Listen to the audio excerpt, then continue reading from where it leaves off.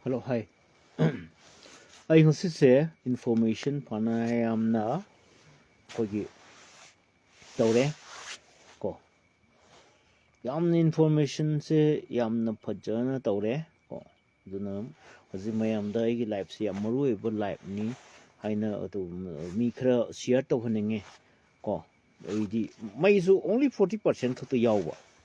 I sing a sigi tabuk su kitang sinba ko dukan masam su tawrubanina ai dukan lay. Ada semua ikut ingat saya kira dari pos hari wana wana ba mayam kita buk su tum tawning ba adna information si ta sing adi kenu mu khak tawning ba hai tare ko masi ikut si koi na amukta ta da ba khun maming mayama masi je pur ga la ani ko di khun maming mayam si kuki khul mayam maming mayam aduga makoi gi transit game krai da lei aduga makoi gi attacks na krai di tawre ibnu aduga maitai na dom changba yadri si karigino haima singmuse ngasi di kitang ai nungaine na khale ko hojik se khogi ngasi je ai gi life ta lakpiro noi di new year gi damakta bye bye gi damakta ngasi se 2024 gi iroi loi banamini iroi loi ba ko iroi loi banamit last day of 2024 mase 2023 su aro benefit am lagi bye bye ko tumin loi hibudo saksan ga tumin loi hibudo aduga ngasi di khara mati fongi langi ko ngasi di khara law khongduna tam tawi la leitabdo ngo tawi somda ai khoina hot ibasiga hot amani ko hingdabusu yade aduna ngasi si mayam gi paw ma pidringe da aigi loina bina akhoi lanchi mi mamana lambi chatpada yamna nungaitaba makak haibako o hai aikhoi gi iramdam sida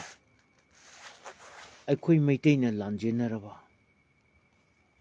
yam tona hingaba chakni phineriba lon se ma yauriba aikhoi gi maitei gi lamsida aikhoi gi iramdam sida maiteina sakni phiniraba haiba lolam yaureba ai thamoi yam tin sokre adabu ai si makhoina pot yonba timing sida paisa da yaudaba aina chat maikai sida ko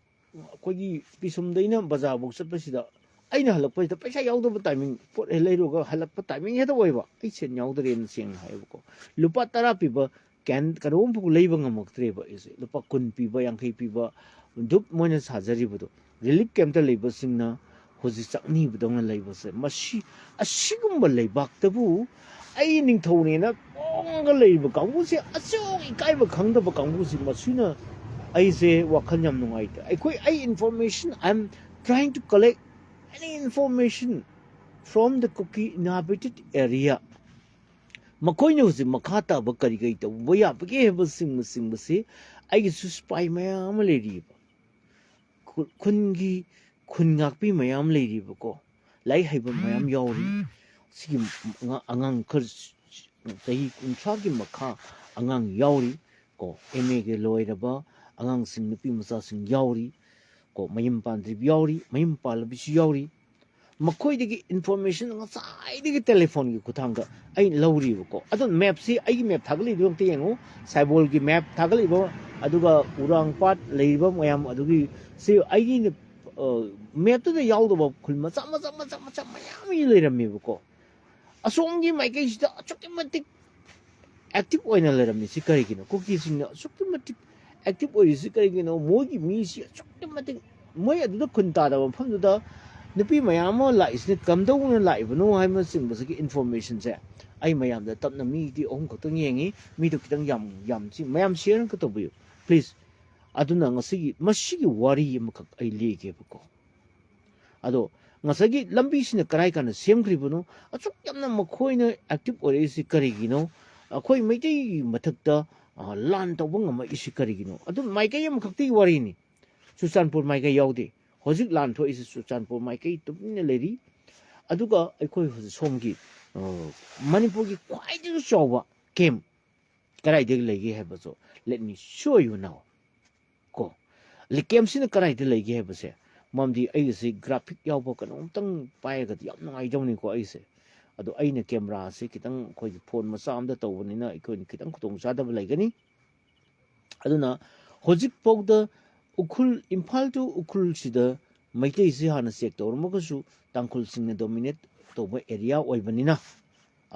ꯀꯌꯥꯗꯤ ꯉꯝꯗꯔꯦ ꯑꯗꯨꯕꯨ ꯑꯩꯈꯣꯏ ꯇꯝꯕꯗꯤ ꯉꯝꯗꯦ ꯍꯦꯛ ꯏꯔꯥꯡꯁꯦ ꯊꯣꯛꯄ ꯃꯇꯝꯗ ꯃꯩꯇꯩꯁꯦ ꯑꯗꯨꯝ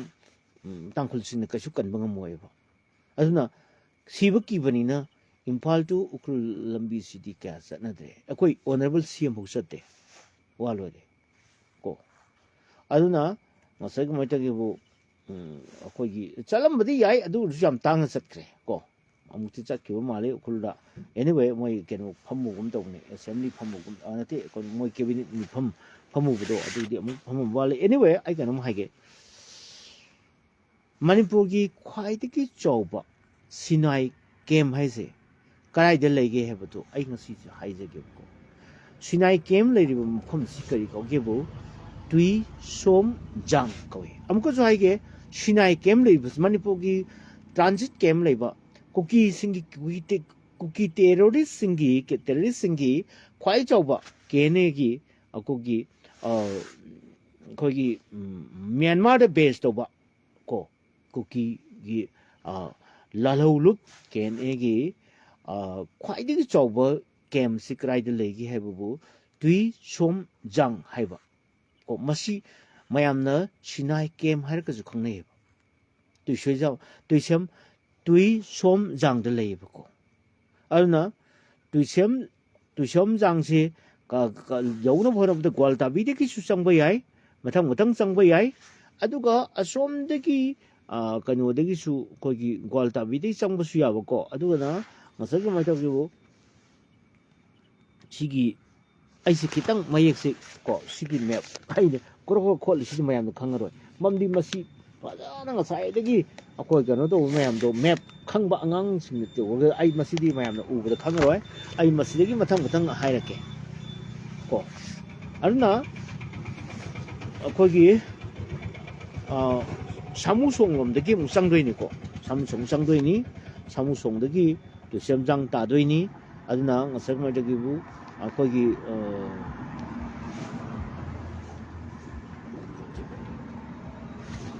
ꯑꯩ ꯀꯩꯅꯣꯝ ꯍꯥꯏꯒꯦ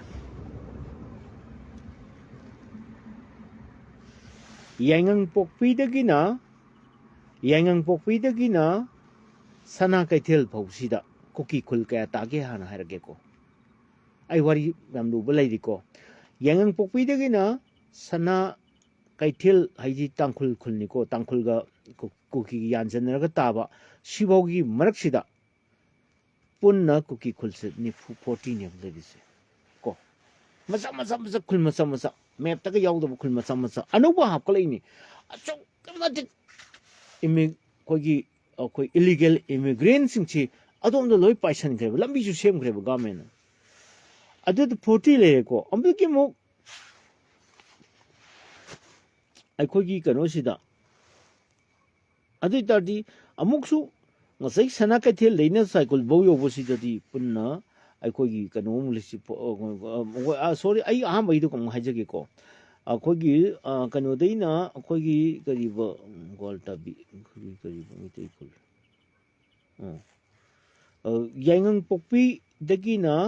ꯌꯥꯏꯉꯪꯄꯣꯛꯄꯤꯗꯒꯤꯅ ꯑꯩꯈꯣꯏꯒꯤ ꯀꯩꯅꯣꯐꯥꯎꯗ ꯑꯩꯈꯣꯏꯒꯤ ꯁꯅꯥ ꯀꯩꯊꯦꯜ ꯐꯥꯎꯗ ꯂꯩꯔꯤꯁꯦ ꯑꯩꯈꯣꯏꯒꯤ ꯁꯤ 32 ꯚꯤꯂꯦꯖ ꯀꯨꯀꯤ ꯚꯤꯂꯦꯖ ꯂꯩꯔꯦ ꯑꯗꯒꯤ ꯑꯃꯨꯛ ꯁꯤꯗꯒꯤ ꯑꯃꯨꯛ ꯁꯤ ꯒ꯭ꯋꯥꯜꯇꯥꯕꯤꯗꯩꯁꯨ ꯁꯨꯝ ꯆꯪꯕ ꯌꯥꯕ ꯄꯣꯠꯅꯤꯀꯣ ꯑꯗꯨꯒ ꯀꯩꯅꯣꯗꯩꯁꯨ ꯌꯥꯏꯉꯪꯄꯣꯛꯄꯤꯗꯩꯁꯨ ꯁꯨꯝ ꯆꯪꯕ ꯌꯥꯕ ꯂꯝꯕꯤ ꯁꯨꯃꯥꯏꯅ ꯔꯥꯎꯟ ꯆꯠꯅꯩ ꯍꯥꯏꯅ ꯍꯥꯏꯌꯨꯀꯣ ꯑꯩ ꯃꯦꯞꯁꯦ ꯑꯩ ꯑꯃꯨꯛꯇꯪ ꯍꯌꯦꯡ ꯑꯩ ꯒꯨꯒꯜꯗ ꯌꯦꯡꯒꯦ ꯑꯗꯒꯤ ꯑꯃꯨꯛ ꯑꯩ ꯊꯥꯒꯠꯂꯛꯀꯦ ꯑꯗꯨꯒꯤ ꯄꯣꯠꯇꯨꯁꯨ ꯑꯃꯨꯛ ꯑꯗꯒꯤ ꯑꯃꯨꯛ ꯉꯁꯥꯏꯒꯤ ꯁꯤꯒꯤ ꯁꯅꯥ ꯀꯩꯊꯦꯜꯗꯒꯤꯅ ꯁꯥꯏꯀꯜ ꯐꯥꯎꯁꯤꯗ ꯑꯃꯨꯛ 70 ꯂꯩꯔꯦꯕ ꯄꯨꯟꯅ ꯍꯥꯏꯗꯤ 40 ꯑꯃ ꯄ꯭ꯂꯁ 32 72 ꯂꯩꯕ 32 ꯚꯤꯂꯦꯖ ꯄ꯭ꯂꯁ 40 ꯚꯤꯂꯦꯖ ꯄꯨꯟꯅ ꯆꯥꯎꯔꯥꯛꯅ 72 ꯚꯤꯂꯦꯖ ꯂꯩꯔꯦꯕꯀꯣ ꯑꯗꯨꯒꯤ 72 ꯑꯇꯩ ꯊꯥꯗꯕꯤꯗ ꯁꯥꯏꯀꯜ ꯐꯥꯎꯒꯤ ꯂꯩꯔꯤꯕ ꯚꯤꯂꯦꯖꯔꯒꯤ ꯅꯨꯄꯤ ꯃꯌꯥꯝꯗꯨꯅꯦꯕ ꯉꯁꯥꯏ ꯒꯥꯔꯤꯗ ꯍꯣꯜꯂꯒ ꯑꯩꯈꯣꯏꯒꯤ ꯃꯩꯇꯩꯅ ꯎꯌꯣꯛꯁꯤꯡ ꯑꯣꯏꯔꯤꯕ ꯑꯩꯈꯣꯏꯒꯤ ꯊꯝꯅꯥ ꯄꯣꯛꯄꯒꯤ ꯊꯝꯅꯥ ꯈꯨꯟꯆꯤꯡ ꯍꯥꯏꯌꯦ ꯃꯣꯏꯅ ꯈꯨꯟꯆꯤꯡ ꯀꯣ ꯈꯨꯟꯆꯤꯡ ꯑꯁꯤ ꯈꯨꯟꯒꯤ ꯆꯤꯡ ꯈꯨꯟꯆꯤꯡ ꯀꯧꯏ ꯃꯣꯏ ꯂꯣꯜ ꯑꯁꯝꯕꯅꯤ ꯊꯝꯅꯥ ꯄꯣꯛꯄꯤꯅ ꯃꯈꯣꯏꯒꯤ ꯀꯩꯅꯣꯁꯦ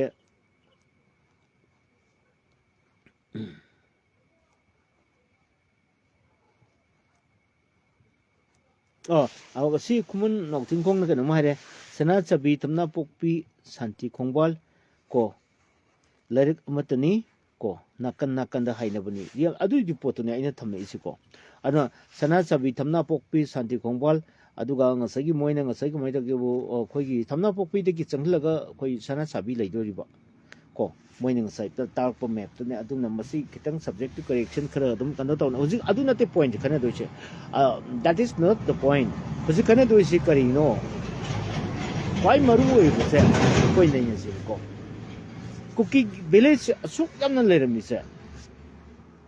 ꯒ꯭ꯋꯥꯜꯇꯥꯕꯤꯗꯒꯤ ꯑꯩꯈꯣꯏꯅ ꯁꯨꯝ ꯆꯠꯄꯗ ꯒ꯭ꯋꯥꯜꯇꯥꯕꯤꯗꯒꯤ ꯀꯩꯅꯣ ꯑꯩꯈꯣꯏꯒꯤ ꯁꯅꯥ ꯀꯩꯊꯦꯜ ꯂꯩꯔꯦ ꯁꯅꯥ ꯀꯩꯊꯦꯜꯗꯒꯤ ꯑꯃꯨꯛ ꯁꯥꯏꯈꯨꯜ ꯌꯧꯕꯧꯁꯤꯗ ꯄꯨꯟꯅ 72 round about 72 ꯀꯨꯀꯤ ꯚꯤꯂꯦꯖ ꯂꯩꯌꯦꯕꯀꯣ ꯁꯤꯒꯤ ꯃꯅꯨꯡꯁꯤꯗ ꯀꯔꯤ ꯈꯨꯟ ꯂꯩꯒꯦ ꯍꯥꯏꯕꯕꯨ ꯁꯤꯗ ꯑꯩꯈꯣꯏꯒꯤ ꯀꯩꯅꯣꯅꯤ ꯑꯩꯈꯣꯏꯒꯤ ꯎꯔꯥꯡꯄꯥꯠꯀꯅ ꯂꯩꯈ꯭ꯔꯦ ꯑꯗꯒꯤ ꯁꯤ ꯀꯩꯅꯣ ꯂꯩꯈ꯭ꯔꯦ ꯑꯗꯒꯤ ꯍꯧꯖꯤꯛꯀꯤ ꯍꯥꯏꯔꯤꯕ ꯀꯩꯅꯣꯁꯤꯡꯁꯤ ꯑꯩꯈꯣꯏꯒꯤ ꯇꯨꯏꯁꯣꯝꯖꯥꯡ ꯂꯩꯗꯣꯔꯤꯅꯤ ꯑꯗꯒꯤ ꯀꯩꯅꯣ ꯑꯩꯈꯣꯏꯒꯤ ꯄ꯭ꯔꯦꯃꯥꯟꯗ ꯅꯪ ꯂꯥꯛꯑꯣ ꯁꯤ ꯃꯔꯨ ꯑꯣꯏꯕ ꯃꯤ ꯌꯥꯎꯗ꯭ꯔꯦ ꯑꯗꯨꯅ ꯉꯁꯥꯏꯒꯤ ꯃꯣꯏꯁꯤ ꯀꯩꯅꯣꯅꯤ ꯑꯩꯈꯣꯏꯒꯤ ꯂꯩꯔꯤꯕ ꯃꯌꯥꯝꯁꯦ ꯁꯤꯗ ꯈꯨꯟ ꯃꯔꯨ ꯑꯣꯏꯕ ꯌꯥꯝ ꯂꯩꯔꯦꯝꯃꯤ ꯑꯗꯨꯒ ꯉꯁꯥꯏꯒꯤ ꯁꯣꯃꯨ ꯁꯣꯡ ꯂꯩꯔꯤ ꯑꯗꯒꯤ ꯃꯈꯣꯏꯅ ꯉꯁꯥꯏꯒꯤ ꯁꯥꯏꯕꯣꯜ ꯍꯥꯏꯔꯤꯁꯦ ꯁꯥꯏꯕꯣꯜꯁꯨ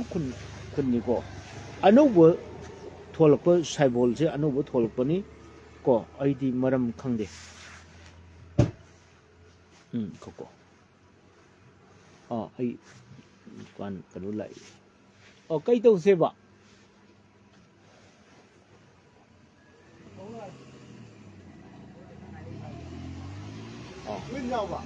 ꯌꯥꯎꯋꯦ ꯌꯥꯎꯋꯦ ꯍꯥ ꯑꯣꯀꯦ ꯌꯥꯏ ꯀꯣ ꯉꯥꯛꯇꯪ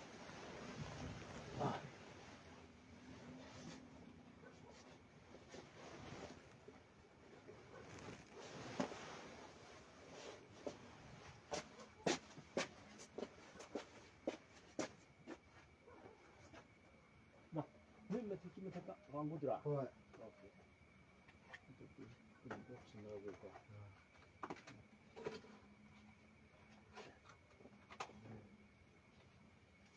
ꯑꯗꯨꯗꯤ ꯑꯩꯅ ꯂꯨꯄा 10 ꯍꯟꯗꯧꯅꯦꯕ ꯑꯗꯨꯗꯤ ꯀꯔꯤ ꯑꯆꯥꯄꯣꯠ ꯂꯧꯒꯦ ꯌꯥꯏꯌꯦ ꯂꯧꯒꯦ ꯇꯂꯞ ꯑꯣꯏꯅ ꯂꯧꯔꯒꯦ ꯇꯂꯞ ꯑꯣꯏꯅ ꯂꯧꯔꯒꯦ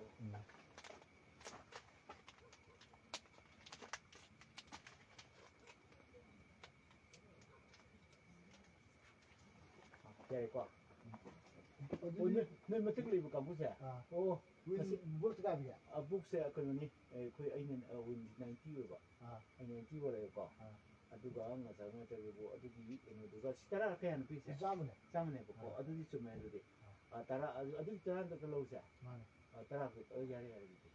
ꯆꯨꯝꯃꯦꯀꯣ ꯑꯗꯨꯗꯤ ꯉꯁꯥꯏ 10 ꯍꯟꯕꯤꯔꯗ꯭ꯔꯕ ꯉꯁꯥꯏ 10 ꯍꯟꯕꯤꯔꯕ ꯉꯁꯥꯏꯔꯣ ꯉꯁꯥꯏ ꯖꯝꯗꯤꯔꯕ 10ꯁꯦ ꯅꯠꯇꯦꯗ ꯍꯧꯖꯤꯛꯀꯤꯅꯦ ꯑꯩꯅ ꯍꯥꯏꯕꯗꯤ ꯆꯥꯝꯃꯗꯤ ꯁꯨꯅꯔꯦ ꯑꯗꯨꯗꯤ ꯁꯤꯒꯤ 90 ꯂꯩꯔꯦꯗꯅ ꯑꯗꯨꯒ ꯑꯩ ꯑꯣꯏꯅ ꯄꯤꯔꯕꯣ 90 ꯂꯩꯔꯦ ꯑꯗꯒꯤ ꯁꯤꯒ ꯆꯥꯝꯃ ꯑꯃ ꯂꯩꯔꯦ ꯆꯥꯝꯃ ꯂꯩꯔꯦ ꯆꯨꯝꯃꯦꯀꯣ ꯑꯗꯨꯗꯤ ꯑꯣꯀꯦ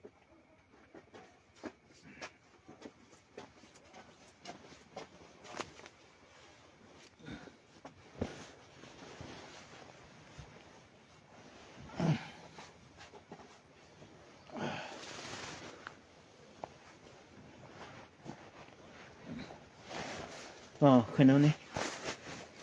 ꯁꯤ ꯑꯩ ꯗꯨꯀꯥꯟꯁꯨ ꯉꯥꯏꯍꯥꯛꯇꯪ ꯇꯧꯕꯀꯣ ꯑꯩꯈꯣꯏꯁꯨ ꯑꯩꯈꯣꯏꯒꯤ ꯕꯥꯏ ꯕꯥꯏꯒꯤ ꯑꯉꯥꯡ ꯃꯌꯥꯝ ꯂꯥꯡꯕꯒꯤ ꯈꯣꯠꯄ ꯑꯩꯁꯨ ꯈꯤꯇꯪ ꯄꯣꯠꯁꯦ ꯁꯦꯜ ꯊꯨꯝꯒꯤ ꯌꯥꯝ ꯐꯤꯕꯝꯁꯨ ꯁꯣꯛꯂꯛꯄ ꯑꯗꯒꯤ ꯁꯤꯁꯨ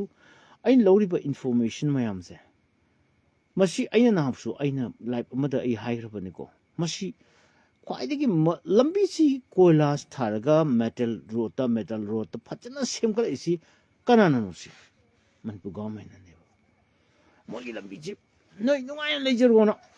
ꯁꯥꯊꯤꯅ ꯅꯨꯡꯉꯥꯏꯅ ꯂꯩꯖꯔꯣꯅ ꯃꯣꯏ ꯁꯦꯝꯈ꯭ꯔꯦꯕ ꯑꯗꯨꯗꯤ ꯌꯦꯡꯉꯣ ꯁꯦ ꯒ꯭ꯋꯥꯜꯇꯥꯕꯤꯗꯒꯤꯅ ꯀꯣ cycle yobuksida 72 village laithokre ko sidagi muk moina koi yang ko bi kan thor gwalta bidagi muk simai satlaga kasagi yang gwalta bidagi si gwalta bida maitei lerame kungi report matungina maitei si loin takhaire maitei gim loin mai thadok toi takhaire gwalta bida lerma sinche mix ni ko gwalta bisi mayang nepali su lei aduga tangkhul sing su lei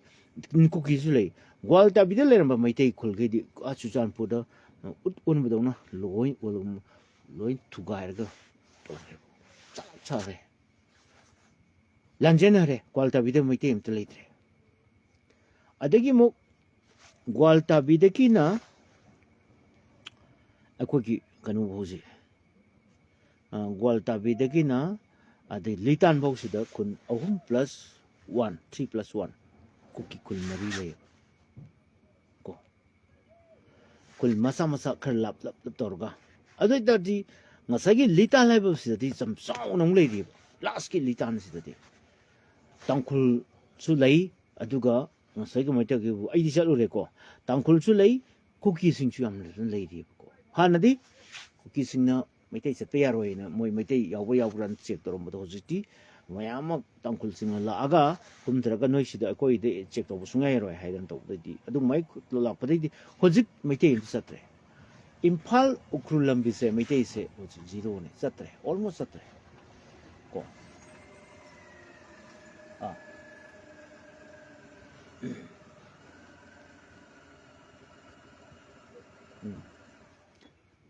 언니 가이 탐게 해라 이봉아 야 이봉아 담아 가이 탐게 하면 들어 담아 더 아이중 것이 실례라니 오늘 줄 랑어 좀 것이 디 봐봐 실례라게 예 담아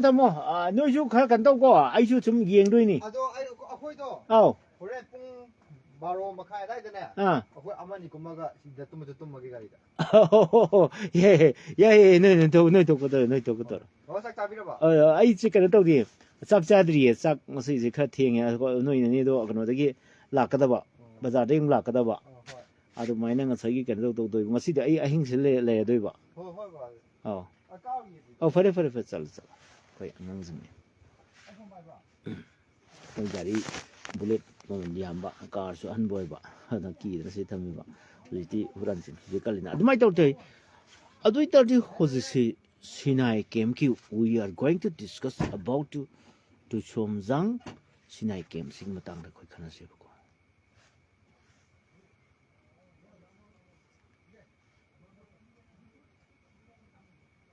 yamna pusumba khoi gi kanum hojik pigre si yam naina budi yam nungai bada polam yauri khoi gi kanona kuman nok tingkhong ni yamna phajaba polam khu puthori masi village recognition pbc stc khoi gi moina tawdabne ko masi dc ne pigedabne ko dc ne village ki recognition pbc achuk yam village mayam si net ga hapal isi kari gino saibol se han hapte ko 사이볼 시 하나 합대고 사이볼 시 거기 new name 니 사이볼기 마망다 하나 거기 사이볼 가일래 상그란 하이고 상그란제 사이볼 시 new name 니 하나 마이테니 강나바 뭐지 아리바 그 파이몰주 하이 파이몰 시되게 빰드레나 사이볼 뭐 하이래 अरे संक्रांति कोई मेटी थोन मुल मिंगनी कोई संक्रांति कोई palm दिए ना फाइमोल की कोई साइबोल ओले करीगिनो सुक तेन ग्रब मतम सि मनुंगदा खुलसी ममिंग से पंगोंग होंगी करीगिनो हुरान मतब करी तौगे सि को मसी करीगिनो मसी आइने त पंगाय जन्मति मसी डाटा खुंजलिनि मया लांदे राइबनी मखोई लंबी क्रोम दे ला ई क्रोम चेन की कमाई तो है मसीने बो कोई स्ट्रेटेजी नहीं है दोरसी अद मणिपुर की तौनी मैम से कनाम तो छिने ने देबो कोई मरोय पोसे मोय केम क्राइ ले अखोई खुनगाक पसिंग बुदि चरकोम खांगने दो माइके दे लेबसिंग दि खांगोनी आइ खांगी सिदि मोय ने खांदोइनी आइदि पाउमिनी चरको पाउस लौरगा दि मैप त सै येंग गूगल मैप सिदि आइ येंग अदुना सी एम फाइ पाजगे दिसिना विलेज रिकॉग्निशन अप्रूव तौबगिनी लंबी ना अमुक को एनर्जीएस ता अमुक लंबी सेम्बा ꯄꯩꯁꯥꯁꯨ ꯐꯪꯕ ꯑꯗꯨꯅꯤ NRGS ꯃꯣꯏ ꯉꯁꯥꯏ ꯊꯥꯗꯔꯤꯕ ꯄꯩꯁꯥ ꯃꯌꯥꯝꯁꯦ ꯊꯕꯛ ꯁꯨꯕꯒꯤ ꯑꯗꯣ ꯃꯩꯇꯩꯒꯤꯅ ꯚꯤꯂꯦꯖ ꯑꯃꯠꯇ ꯔꯤꯀꯣꯒꯅꯤꯁꯟ ꯄꯤꯌꯨ ꯌꯥꯗꯦ 1000ꯒꯤ ꯃꯊꯛꯇ ꯀꯨꯀꯤꯒꯤ ꯚꯤꯂꯦꯖꯁꯦ ꯃꯊꯛꯇ ꯀꯨꯀꯤꯒꯤ ꯚꯤꯂꯦꯖ ꯔꯤꯀꯣꯒꯅꯤꯁꯟ ꯄꯦꯟꯗꯤꯡ ꯂꯩꯔꯤ ꯑꯁ ꯂꯣꯏꯔꯦ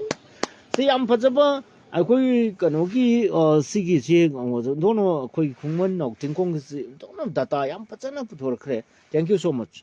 ꯃꯁꯤ ꯀꯩꯅꯣ ꯑꯩꯅ ꯈꯤꯇ ꯈꯪꯉꯦ ꯍꯥꯏꯕ ꯅꯠꯇꯦꯀꯣ ꯑꯩꯒꯤꯁꯤ ꯀꯩꯒꯨꯝꯕ ꯂꯥꯜꯂꯒꯗꯤ ꯆꯨꯝꯊꯣꯛꯄꯤꯔꯛꯑꯣ ꯑꯗꯨꯗ ꯑꯩꯅ ꯁꯥꯎꯒꯗꯕ ꯂꯩꯇꯦ ꯃꯔꯝꯗꯤ ꯑꯩꯅ ꯄꯤꯔꯤꯕ ꯗꯥꯇꯥꯁꯤꯡꯁꯤꯗ ꯑꯩꯅ ꯂꯥꯜꯂꯒꯗꯤ ꯂꯥꯜꯂꯦ ꯑꯗꯨꯝ ꯍꯥꯏꯕꯤꯌꯨ ꯃꯔꯝꯗꯤ ꯀꯩꯅꯣꯕꯨ DCꯁꯨ ꯃꯣꯏꯅ ꯑꯣꯏꯔꯦ SDCꯁꯨ ꯃꯣꯏꯅ ꯑꯣꯏꯔꯦ SDOꯁꯨ ꯃꯣꯏꯅ ꯑꯣꯏꯔꯦ ꯀꯣ ꯑꯗꯨ ꯑꯣꯏꯇꯥꯔꯗꯤ ꯃꯁꯤꯗ ꯇꯧꯔꯝꯗꯣꯏ ꯃꯌꯥꯝꯁꯦ ꯚꯤꯂꯦꯖ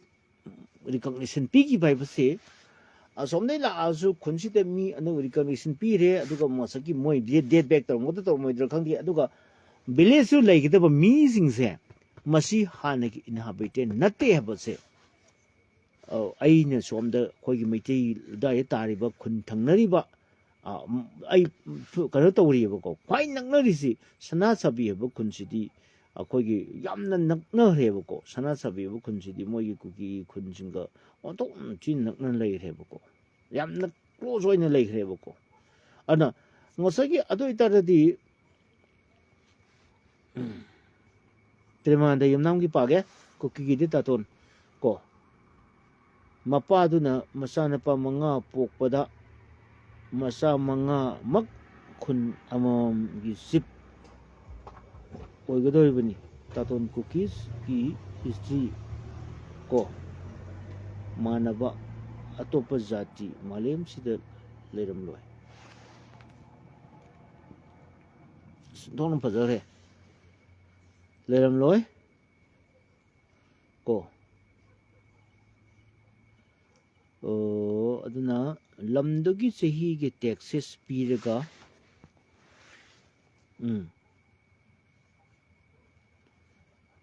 ꯄꯩꯁꯥ ꯀꯣ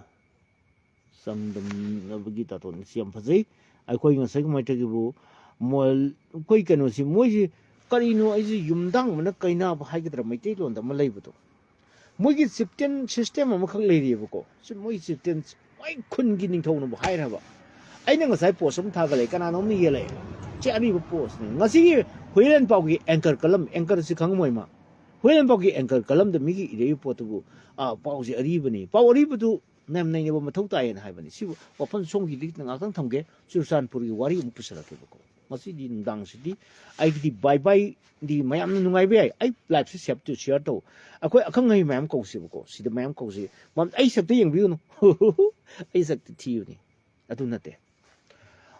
ꯌꯥꯝꯅ ꯅꯩꯅꯕ ꯄꯣꯠꯁꯤ intellectual circle critical question ma'am I want hangbiro I am ready to reply to you I am ready to answer to you I ready tauge bako I khangdabadi I khangdena I surrender tauge I khangde I'm sorry I don't have any knowledge about it I question je I ma nom hangido I knowledge leite am haijage ba khangaba I dum khange dum khumjage bako adu kitang ma'am share tau masi life si nungai hansi adugo battery si pungkhai am desu ne tawba yaroiba mamdi kaino bu battery si 40% kaya percent yaw jano ise asi 37% yaw anyway adoi tardi aikhoina ngasaki Churachandpur ki Khumujamba Maitai Laikai se lai harau bane bako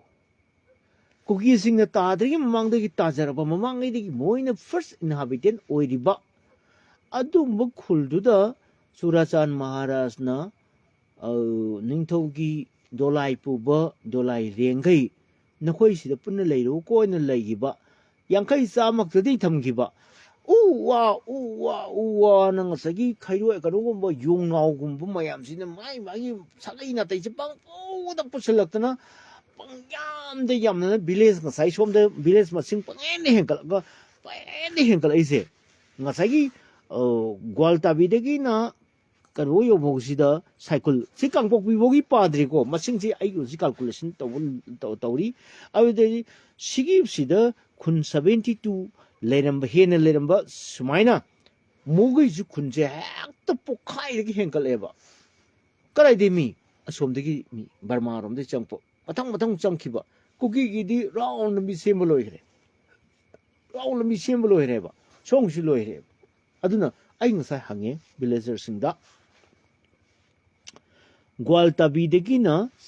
ꯁꯥꯏꯀꯜꯗꯒꯤꯅ ꯀꯥꯡꯄꯣꯛꯄꯤ ꯌꯧꯕꯒꯤ ꯂꯝꯕꯤꯁꯦ ꯑꯅꯥꯟꯕ ꯁꯦꯝꯈ꯭ꯔꯦꯕ class ꯊꯥꯔꯒ NRGSꯀꯤ ꯃꯇꯦꯡꯅ ꯃꯣꯏ ꯁꯦꯝꯈ꯭ꯔꯦꯕ ꯀꯣꯏꯂꯥꯒ ꯊꯥꯕ ꯂꯣꯏꯔꯦꯕ ꯒꯥꯔꯤ ꯆꯠꯊꯣꯛ ꯆꯠꯁꯤꯟ ꯑꯗꯒꯤ ꯁꯤꯗ ꯁꯤꯅꯥꯏ ꯀꯦꯝꯁꯤ ꯍꯥꯟꯅ ꯃꯈꯣꯏ ꯒꯨꯒꯜ ꯃꯦꯞꯇ ꯌꯥꯎꯕꯅꯤꯀꯣ ꯍꯥꯏꯗꯤ ꯃꯐꯝꯁꯤꯅ ꯀꯔꯤ ꯀꯧꯏ ꯇꯨꯏꯁꯣꯝꯖꯥꯡ ꯍꯥꯏꯕꯅꯤ ꯇꯨꯏꯁꯣꯝꯖꯥꯡꯁꯦ ꯃꯁꯤꯗ ꯃꯅꯤꯄꯨꯔꯒꯤ ꯈ꯭ꯋꯥꯏꯗꯒꯤ ꯆꯥꯎꯕ ꯀꯨꯀꯤ ꯇꯦꯔरिꯁꯁꯤꯡꯒꯤ ꯀꯦꯝꯞꯁꯦ ꯂꯩꯔꯦꯕ ꯈꯨꯠꯂꯥꯏ ꯂꯣꯏ ꯂꯩꯗꯣꯏꯅꯤ ꯇ꯭ꯔꯦꯅꯤꯡ ꯁꯦꯟꯇꯔ ꯑꯣꯏꯗꯣꯏꯅꯤ ꯁꯤꯗ ꯀꯨꯀꯤꯒꯤ ꯃꯣꯏ ꯉꯁꯥꯏꯒꯤ ꯁꯤꯗ ꯂꯥꯜꯍꯧꯕ नंबर 4 ꯆꯥꯒꯦꯔꯥ ꯆꯥꯔꯣꯏꯒꯦꯔꯥ ꯃꯣꯏ ꯈꯨꯠꯂꯥꯏ ꯑꯅꯧꯕ ꯄꯥꯏꯔꯒ ꯉꯁꯥꯏ ꯃꯣꯏꯗꯤ ꯄꯥꯏꯔꯒꯗꯤ ꯃꯣꯏ ꯑꯉꯥꯡꯁꯤꯡ ꯌꯥꯝ ꯍꯔꯥꯎꯋꯦꯕ ꯂꯥꯏꯔꯤꯛ ꯇꯝꯕꯣꯏ ꯇꯝꯗꯕꯣꯏ ꯃꯣꯏ ꯂꯣꯏꯔꯦ ꯍꯥꯟꯅꯗꯤ ꯃꯣꯏ ꯂꯥꯏꯔꯤꯛ ꯌꯥꯝ ꯍꯩꯔꯝꯕꯅꯤ ꯍꯧꯖꯤꯛꯇꯤ ꯂꯥꯏꯔꯤꯛ ꯇꯝꯕꯩ ꯋꯥ ꯂꯩꯇꯦ ꯈꯔ ꯁꯤꯡꯕ ꯃꯤꯕꯨꯗꯤ ꯁꯤꯗ ꯂꯣꯏ ꯂꯥꯜꯍꯧ ꯌꯥꯎꯒꯗꯕ MLA ꯃꯤꯅꯤꯁꯇꯔꯒꯤ ꯃꯆꯥ ꯃꯣꯏ ꯕ꯭ꯌꯨꯔꯣꯀꯦꯠꯁꯤꯡ ꯑꯣꯐꯤꯁꯥꯔꯁꯤꯡꯒꯤ ꯃꯆꯥꯈꯩꯗꯤ ꯂꯥꯜ ꯑꯝꯇ ꯀꯥꯞꯄꯝꯕ ꯌꯥꯎꯔꯝꯃꯣꯏ ꯃꯣꯏꯗꯤ ꯃꯄꯥ ꯂꯣꯏ ꯊꯝꯔꯝꯒꯅꯦꯕꯀꯣ ꯑꯩꯒꯤ ꯅꯣꯂꯦꯖꯇ ꯀꯣ ꯑꯗꯨ ꯑꯣꯏꯇꯥꯔꯗꯤ ꯉꯁꯥꯏꯒꯤ ꯆꯨꯔꯆꯥꯟꯄꯨꯔꯒꯤ ꯋꯥꯐꯝꯗꯨ ꯂꯥꯛꯀꯦꯕꯀꯣ ꯍꯥꯟꯅꯗꯤ ꯅꯨꯡꯁꯤ ꯆꯥꯟꯅꯅ ꯂꯩꯃꯤꯟꯅꯔꯝꯃꯤ ꯍꯥꯏ ꯃꯣꯏ ꯉꯁꯥꯏꯗꯤ ꯋꯥꯔꯤꯗꯨꯗꯤ ꯌꯥꯎꯗꯦ ꯑꯩꯅ ꯇꯥꯕꯗ ꯑꯇꯣꯞꯄ ꯁꯣꯔꯁ ꯑꯃꯗꯒꯤ ꯂꯧꯕ ꯃꯇꯝꯗ ꯌꯥꯝ ꯅꯨꯡꯁꯤ ꯆꯥꯟꯅꯅ ꯃꯣꯏꯁꯦ ꯑꯗꯨꯝ ꯂꯩꯃꯤꯟꯅꯔꯝꯃꯦꯕ ꯄꯣꯠ ꯌꯣꯟꯊꯣꯛꯁꯤꯟ ꯇꯧꯗꯅ ꯋꯥ ꯇꯥꯟꯅꯗꯅ ꯂꯩꯃꯤꯟꯅꯔꯝꯕꯗꯣ ꯈꯪꯍꯦꯟ ꯍꯦꯟꯀꯠꯂꯛꯄ ꯑꯅꯧꯕ ꯆꯪꯉꯛꯄ ꯅ꯭ꯌꯨ ꯀꯃꯔꯁꯤꯡꯁꯤ ꯂꯥꯛꯄꯗꯒꯤ ꯃꯧ ꯐꯠꯇꯕ ꯍꯧꯔꯦ ꯃꯣꯏ ꯃꯁꯦꯟ ꯂꯧꯊꯣꯛꯅꯕ ꯍꯧꯔꯦ ꯃꯣꯏ ꯃꯁꯦꯟꯁꯦ ꯑꯃꯠꯇ ꯑꯣꯏꯈ꯭रे ꯑꯗꯨꯒ ꯉꯁꯥꯏ ꯃꯣꯏꯇꯒꯤꯕꯨ ꯚꯤꯂꯦꯖꯀꯤ ꯆꯤꯞꯁꯤ ꯚꯤꯂꯦꯖꯀꯤ ꯆꯤꯞꯁꯦ ꯃꯁꯤꯒꯤ ꯋꯥ ꯇꯥꯗ꯭ꯔꯗꯤ ꯂꯥꯏ ꯍꯔꯥꯎꯕ ꯊꯤꯡꯖꯜꯂꯦ ꯍꯥꯏꯕ ꯄꯣꯠꯇꯨꯅꯦ ꯉꯁꯥꯏ ꯍꯨꯏꯂꯦꯟ ꯄꯥꯎꯒꯤ ꯑꯦꯡꯀꯔꯗ ꯏꯔꯤꯗꯣ ꯉꯁꯥꯏ ꯑꯩꯒꯤ ꯄꯣꯁꯇ ꯀꯅꯥꯅꯣꯝ ꯌꯥꯎꯕꯅꯦ ꯑꯗꯨꯝ ꯀꯔꯤꯅꯣ ꯑꯩ ꯁꯤꯒꯤ ꯌꯥꯝ ꯏꯝꯄꯣꯔꯇꯦꯟꯅꯤ ꯅꯪ ꯑꯃꯨꯛꯇꯪ ꯐꯖꯅ ꯄꯥꯎ ꯁꯤ ꯄꯥꯎ ꯑꯔꯤꯕ ꯑꯣꯏꯔꯒꯁꯨ ꯄꯥꯎꯁꯤꯗꯤ ꯏꯟꯇꯔꯚ꯭ꯌꯨꯗꯤ ꯀꯣꯟꯅ ꯍꯥꯞꯆꯔꯛꯄꯅꯦꯕꯀꯣ ꯄꯥꯎ ꯑꯔꯤꯕ ꯑꯣꯏꯔꯒꯁꯨ ꯁꯣꯔꯁꯇꯨꯒꯤ ꯀ꯭ꯔꯥꯏꯝꯗꯨꯒꯤ ꯍꯧꯔꯛꯐꯝꯅꯦꯕ ꯑꯩꯈꯣꯏꯅ ꯄꯣꯁ ꯊꯥꯒꯠꯂꯛꯄꯁꯦ ꯍꯦꯛꯇ ꯄꯪꯊꯥ ꯊꯥꯒꯠꯄ ꯅꯠꯇꯦ ꯃꯨꯟꯅ ꯈꯜꯂꯀꯥꯟꯗ ꯌꯥꯝ ꯃꯨꯟꯅ ꯈꯜꯂꯀꯥꯟꯗ ꯁꯤ ꯄꯣꯠꯁꯤꯅ ꯀꯥꯟꯅꯕ ꯌꯥꯏ ꯂꯥꯟꯁꯤꯒꯤ ꯍꯧꯔꯛꯐꯝ ꯀꯃꯥꯏꯅ ꯇꯧꯅ ꯃꯣꯏꯅ ꯄꯣꯄꯨꯂꯦꯁꯟꯁꯤ ꯍꯦꯛꯇ ꯍꯦꯟꯀꯠꯂꯛꯏꯅꯣ ꯑꯗꯨꯒ ꯃꯣꯏꯅ ꯉꯁꯥꯏ ꯃꯤꯁꯤꯡꯗꯨ ꯃꯣꯏ ꯌꯥꯝꯃꯕꯅꯤꯅ ꯇꯧ ꯇꯥꯕꯅꯤ ꯈꯔꯗꯤ ꯑꯗꯨꯃꯥꯏꯅ ꯇꯧꯅ ꯃꯩꯇꯩꯒꯤꯗꯤ ꯆꯥꯡ ꯑꯃꯗ ꯁꯨꯝ ꯂꯩꯗ ꯀꯨꯀꯤꯒꯤꯗꯤ 10 ꯄꯣꯛꯏꯗꯣ ꯄꯥꯛꯄꯣꯛ ꯄꯣꯛꯏꯗꯣ ꯃꯄꯥ ꯃꯐꯝ ꯃꯔꯝ ꯈꯪꯗꯦ ꯑꯗꯒꯤ ꯃꯣꯏꯅ ꯄꯣꯛꯄꯗꯁꯨ ꯍꯦꯟꯒꯠꯂꯛꯄ ꯅꯠꯇꯦꯕ ꯑꯁꯣꯝꯗꯒꯤ ꯆꯥꯎꯄꯣꯛ ꯃꯌꯥꯝ ꯂꯥꯛꯁꯤꯟꯕꯁꯦ ꯑꯗꯨꯒ ꯃꯣꯏꯒꯤ ꯀꯩꯅꯣꯁꯤꯡꯁꯤꯅ ꯆꯤꯞꯁꯤꯡꯁꯤꯅ DCꯒ ꯃꯥꯟꯅꯔꯒ ꯃꯣꯏꯒꯤ ꯂꯩꯔꯤꯕꯁꯤꯡꯁꯤꯅ ꯚꯤꯂꯦꯖ ꯃꯁꯤꯡ ꯍꯥꯞꯆꯤꯜꯂꯤ ꯔꯤꯀꯛꯅꯦꯁꯟ ꯄꯤꯁꯜꯂꯤ ꯃꯦꯞꯇ ꯍꯥꯞꯆꯤꯜꯂꯤ ꯃꯅꯤꯄꯨꯔꯒꯤ ꯃꯦꯞꯇ ꯇꯧ ꯍꯥꯞꯆꯤꯜꯂꯤ ꯑꯗꯒꯤ ꯑꯃꯨꯛ ꯈꯨꯟ ꯃꯃꯤꯡꯗꯨ ꯂꯩꯔꯕꯅꯤꯅ ꯃꯤ ꯂꯩꯇ ꯌꯥꯗꯕꯒꯤ ꯃꯣꯏꯁꯦ ꯉꯁꯥꯏ ꯍꯦꯛꯇ ꯍꯥꯞꯆꯜꯂꯦ ꯄꯣꯄꯨꯂꯦꯁꯟꯁꯦ ꯑꯗꯣ ꯃꯣꯏꯅ ꯉꯁꯥꯏ ꯃꯃꯤꯡꯁꯤꯡꯗꯣ ꯉꯁꯥꯏꯒꯤ ꯗꯕලිꯡ ꯆꯠꯂꯤꯃꯤ ꯈꯪꯗꯦ ꯆꯠꯇꯕꯅꯤ ꯈꯪꯗꯦ ꯇ꯭ꯔꯤꯄलिꯡ ꯆꯠꯂꯤꯃꯤ ꯈꯪꯗꯦ ꯑꯃꯅ ꯈꯪꯗꯦ ꯁꯤꯗ ꯃꯃꯤꯡ ꯉꯁꯥꯏꯒꯤ ꯊꯣꯃꯥꯁ ꯀꯧꯕ ꯑꯩꯈꯣই ꯀꯩꯅꯣꯁꯤꯡ ꯑꯩꯈꯣꯏꯒꯤ ꯀꯩꯅꯣ ꯁꯦꯝꯕꯣꯏꯗꯨ ꯁꯣꯝꯗꯁꯨ ꯑꯃ ꯃꯃꯤꯡ ꯄꯥꯜꯂꯦꯀꯣ ꯃꯣꯏꯒꯤ ꯃꯃꯤꯡꯁꯦ ꯍꯥꯞꯆꯜꯂꯦ ꯁꯦꯝꯕꯣꯏꯗꯨꯅ ꯑꯁꯣꯝꯗ ꯑꯃꯨꯛ ꯆꯠꯂꯒ ꯑꯃꯨꯛ ꯄꯥꯜꯂꯗꯣꯏꯅꯦꯕ ꯀꯣ ꯁꯦꯝꯕꯣꯏꯗꯣ ꯑꯗꯣ ꯁꯦꯝꯕꯣꯏꯗꯨꯅ ꯑꯅꯤ ꯗꯕꯜ ꯀꯩꯅꯣ ꯑꯣꯏꯅ ꯚꯣꯇꯔ ꯐꯪꯗꯣꯏꯅꯦꯕ ꯑꯦꯛꯖꯥꯝꯄꯜꯅꯤ ꯑꯩꯅ ꯃꯣꯏꯅ ꯑꯁꯣꯝꯗ ꯄꯤꯔꯛꯄ ꯄꯥꯎꯅꯤ ꯑꯗꯨꯃꯥꯏꯅ ꯃꯐꯝ ꯃꯔꯥꯡ ꯈꯪꯗꯅ ꯃꯣꯏꯅ ꯃꯁꯤꯡ ꯄꯪꯍꯦꯟꯗ ꯍꯦꯟꯒꯠꯂꯛꯄꯁꯤꯅ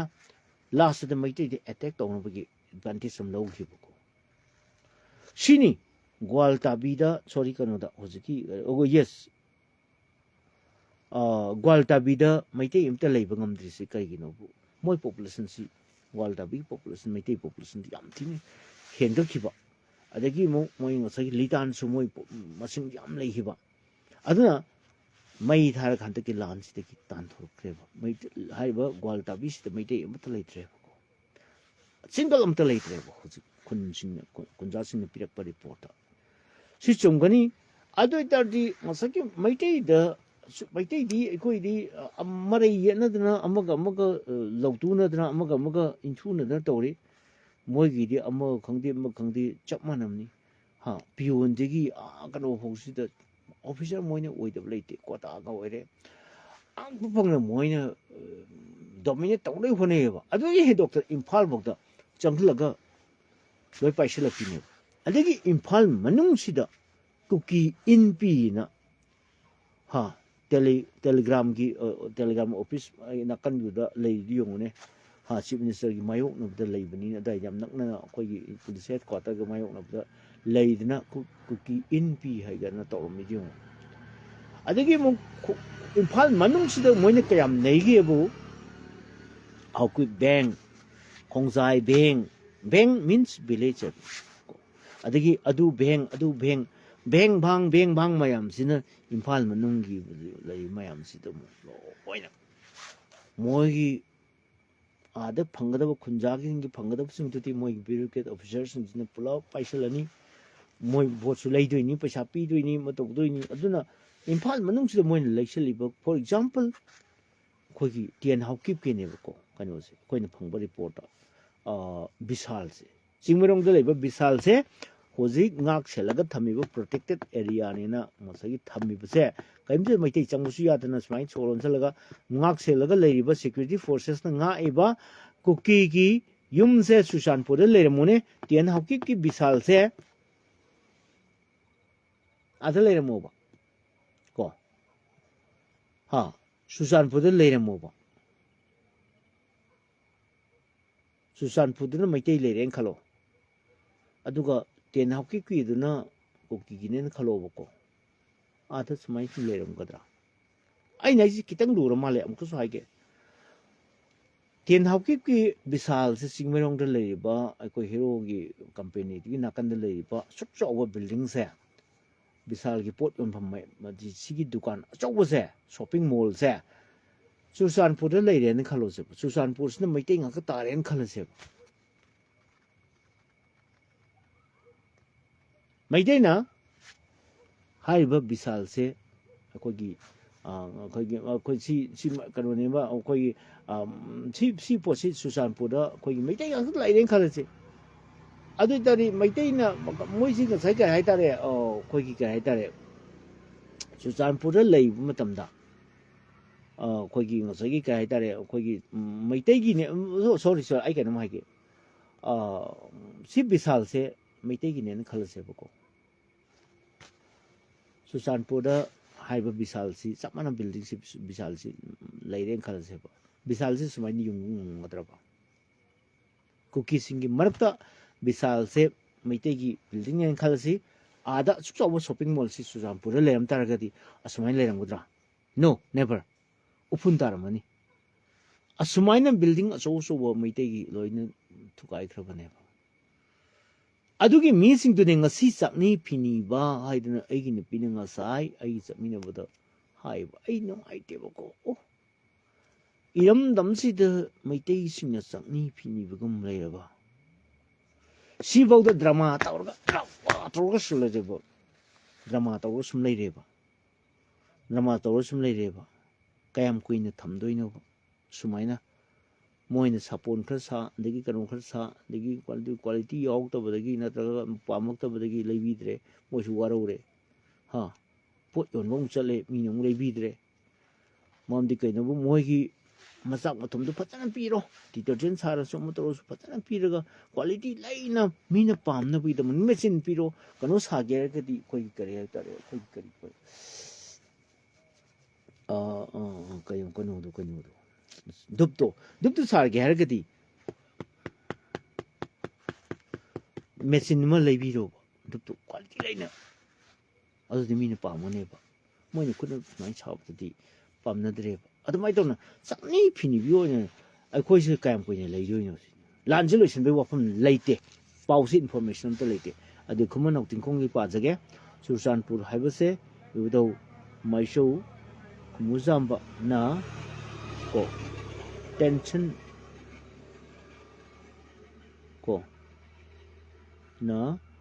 ओकी टेंशन काप्तुना ताखिबा माने इहान हानबने हाबको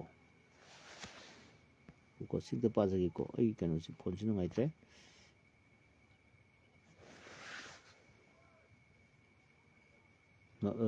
का ताखिबा यारकी स्पेलिंग चुमन बिरो मफम इहान हानबनी को मोइरांग केगी लेबाक्तगिनी मासी कोगी खुमुजाम्बा हाबसी यामना फजबा सी म पुथोकपिरे खुमुजाम्बा हाबसी मासी कनोनी ꯑꯩꯈꯣꯏꯒꯤ ꯀꯩꯒꯤ ꯃꯣꯏꯔꯥꯡꯗꯒꯤꯅꯤꯀꯣ ꯃꯥꯁꯤ ꯏꯍꯥꯟ ꯍꯥꯟꯅ ꯇꯥꯈꯤꯕ ꯏꯍꯥꯟ ꯇꯥꯈꯤꯕ ꯅꯨꯄꯥꯗꯨꯅꯤ ꯑꯗꯨꯅ ꯃꯥꯏ ꯃꯃꯤꯡ ꯂꯧꯔ ꯊꯣꯟꯈꯤꯕꯅꯦ ꯐꯅ ꯐꯖꯔꯁꯦ ꯑꯩ ꯍꯥꯟꯅꯗꯤ ꯈꯪꯗꯦꯀꯣ ꯊꯦꯡꯛ ꯌꯨ ꯁꯣ ꯃꯆ ꯑꯗꯨꯃꯥꯏꯅ ꯃꯣꯏꯅ ꯏꯍꯥꯟ ꯍꯥꯟꯅ ꯇꯥꯗ꯭ꯔꯤꯉꯩꯗ ꯑꯩꯈꯣꯏꯅ ꯃꯩꯇꯩꯅꯤ ꯏꯍꯥꯟ ꯍꯥꯟꯅ ꯇꯥꯏ ꯍꯥꯏꯕꯁꯦ ꯈꯨꯃꯨꯖꯥꯝꯕ ꯀꯧꯔꯤꯁꯤ ꯈꯨꯃꯨꯖꯥꯝꯕꯁꯤ ꯃꯥꯅꯤ ꯉꯁꯥꯏꯒꯤ ꯋꯥꯔꯧ ꯇꯧꯔꯤ ꯃꯥꯗꯤ ꯃꯣꯏꯗꯤ ꯂꯥꯏ ꯑꯣꯏ ꯇꯧꯔꯤ ꯃꯤꯗꯤ ꯐꯖꯅ ꯃꯤꯒꯤ ꯀꯨꯏꯔꯕ ꯃꯤꯅꯦꯕꯀꯣ ꯂꯥꯏ ꯑꯣꯏꯈ꯭ꯔꯕ ꯃꯤꯅꯦꯕ ꯑꯗꯨ ꯃꯇꯤꯛ ꯃꯌꯥꯏ ꯂꯩꯔꯤꯕ ꯑꯗꯨꯒꯨꯝꯕ ꯅꯤꯄꯥ ꯑꯃꯅ ꯁꯨꯃꯥꯏꯅ ꯇꯥꯔꯝꯃꯒ ꯑꯗꯨꯒ ꯃꯣꯏꯅ ꯀꯣꯟꯅ ꯂꯥꯛꯄ ꯃꯣꯏꯅ ꯊꯨꯒꯥꯏꯔꯛꯄꯗꯣ ꯂꯥꯏꯒꯤ ꯋꯥꯌꯦꯜꯁꯨ ꯌꯥꯔꯣꯏ ꯑꯦꯅꯤꯋꯦ ꯃꯈꯥ ꯄꯥꯖꯒꯦ ꯀꯣꯕꯤ ꯁꯂꯥꯡ ꯃꯥꯏꯕꯒꯤ ꯃꯇꯝꯗ ꯂꯩꯈꯤꯕ ꯑꯗꯨ ꯑꯣꯏꯇꯥꯔꯗꯤ ꯃꯣꯏꯔꯥꯡ ꯀꯪꯂꯩꯔꯣꯟꯒꯤ ꯋꯥꯔꯤꯒꯁꯨ ꯌꯥꯝ ꯅꯛꯁꯤꯟꯅꯔꯤꯕꯀꯣ ꯃꯣꯏ ꯀꯨꯀꯤꯁꯤꯡ ꯁꯨꯡꯂꯥꯛ ꯂꯥꯛꯇ꯭ꯔꯤꯉꯩ ꯃꯃꯥꯡꯗ ꯆꯍꯤ 1000 ꯒꯤ ꯃꯃꯥꯡꯒꯤ ꯋꯥꯔꯤꯅꯤ ꯑꯗꯨꯗꯤ ꯀꯣ ꯃꯥꯏꯆꯧ ꯈꯨꯃꯨꯖꯥꯝꯕꯒꯤ ꯃꯇꯝꯗ ꯏꯍꯥꯟ ꯍꯥꯟꯅ ꯈꯨꯟꯗꯥꯈꯤꯕꯅꯤ ꯇꯦꯟ ꯀꯥꯞꯇꯨꯅ ꯀꯣ ꯇꯥꯈꯤꯕ ꯃꯐꯝ ꯑꯣꯀꯦ ꯇꯦꯟ ꯀꯥꯞꯇꯨꯅ ꯇꯥꯈꯤꯕ ꯃꯐꯝ ꯌꯥꯝꯅ ꯐꯖꯩ ꯑꯗꯨꯅ ꯈꯨꯃꯨꯖꯥꯝꯕ ꯈꯨꯟꯗꯥꯈꯤꯕꯒꯤ ꯃꯣꯏꯔꯥꯡ ꯄꯔꯕ ꯋꯥꯔꯤ ꯂꯩꯔꯦ ꯊꯥꯖꯔꯛꯏ ꯑꯗꯨ ꯑꯣꯏꯇꯥꯔꯗꯤ ꯉꯁꯥꯏꯒꯤ ꯄꯣꯠꯁꯤꯗꯤ ꯑꯩꯈꯣꯏꯅ ꯃꯣꯏꯅ ꯍꯤꯁꯇ꯭ꯔꯤꯁꯦ ꯁꯦꯝꯗꯣꯛꯅꯕ ꯍꯣꯠꯅꯩꯌꯦꯕꯀꯣ ꯑꯩꯈꯣꯏꯒꯤ ꯍꯤꯁꯇ꯭ꯔꯤꯁꯨ ꯁꯦꯝꯗꯣꯛꯅꯕ ꯍꯣꯠꯅꯩ ꯑꯩꯈꯣꯏ ꯃꯩꯇꯩꯅ ꯑꯩꯈꯣꯏꯒꯤ ꯍꯤꯁꯇ꯭ꯔꯤ ꯏꯗ꯭ꯔꯦ ꯍꯥꯎꯁꯤꯡꯅ ꯑꯩꯈꯣꯏꯒꯤ ꯃꯩꯇꯩꯒꯤ ꯍꯤꯁꯇ꯭ꯔꯤ ꯏ ꯂꯩꯔꯦ ꯅꯣꯡꯗꯥ ꯂꯥꯏꯔꯦꯟ ꯄꯥꯈꯪꯕꯅ ꯀꯪꯂꯥꯗ ꯄꯥꯟꯈꯤꯕꯗꯨ 33 AD ꯀꯥꯏꯅ ꯍꯥꯞꯆꯜꯂꯛꯑꯦꯕꯀꯣ ꯆꯂꯥꯛ ꯁꯥꯔꯦꯕ ꯑꯩꯈꯣꯏ ꯍꯤꯁꯇ꯭ꯔꯤꯗ ꯁꯤ ꯅꯩꯅ ꯂꯩꯔꯦ ꯑꯗꯨꯒ MCSꯀꯤ ꯑꯦꯛꯖꯥꯝꯗ ꯑꯗꯨ MPSꯀꯤ ꯑꯦꯛꯖꯥꯝꯗ ꯍꯪ ꯂꯩꯔꯦꯕꯀꯣ ꯁꯤ ꯀꯣꯏꯁꯟꯃꯨꯛ ꯍꯥꯔꯤꯕꯅꯤ ꯑꯟꯁꯔꯁꯤꯃꯨꯛ ꯍꯥꯔꯤꯕꯅꯤ ꯁꯤ ꯌꯥꯗꯦ ꯀꯣ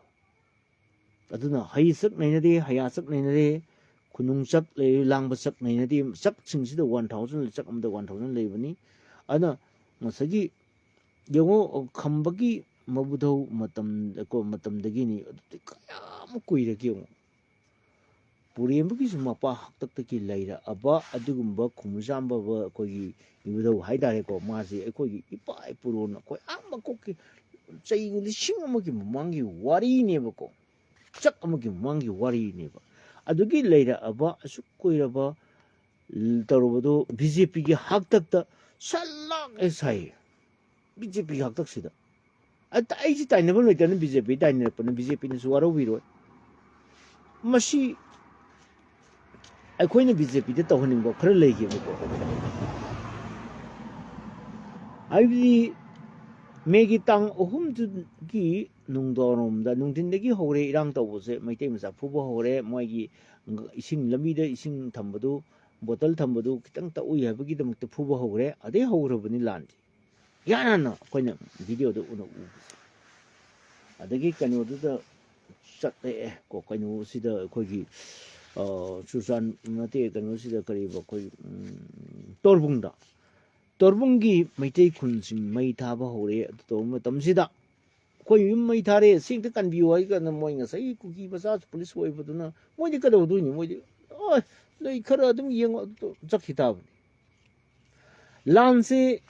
ꯑꯩ ꯏꯪꯂꯤꯁꯇ ꯀꯩꯅꯣꯝꯇ ꯍꯥꯏꯖꯒꯦꯀꯣ ꯏꯪꯂꯤꯁꯇ ꯀꯔꯤ ꯍꯥꯏꯒꯦꯕꯨ 1 stitch in time saves 9 ꯍꯥꯏꯌꯦꯕꯀꯣ ꯀꯔꯤ ꯍꯥꯏꯅꯣꯁꯦ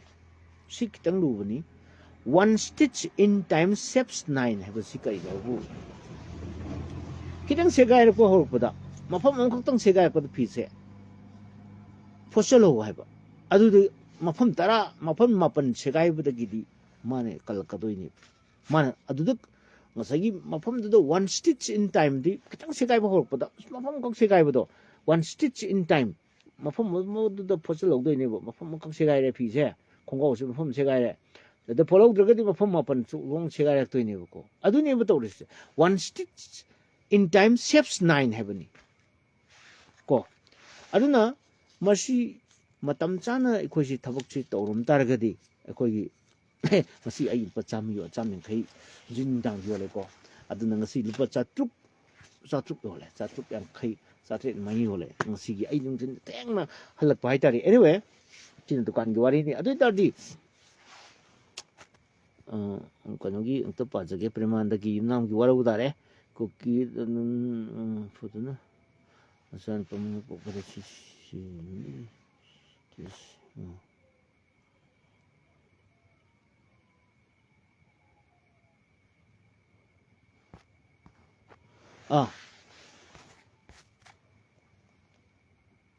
ꯑꯩꯁꯨ ꯀꯞꯄ ꯃꯈꯣꯟ ꯇꯥꯏ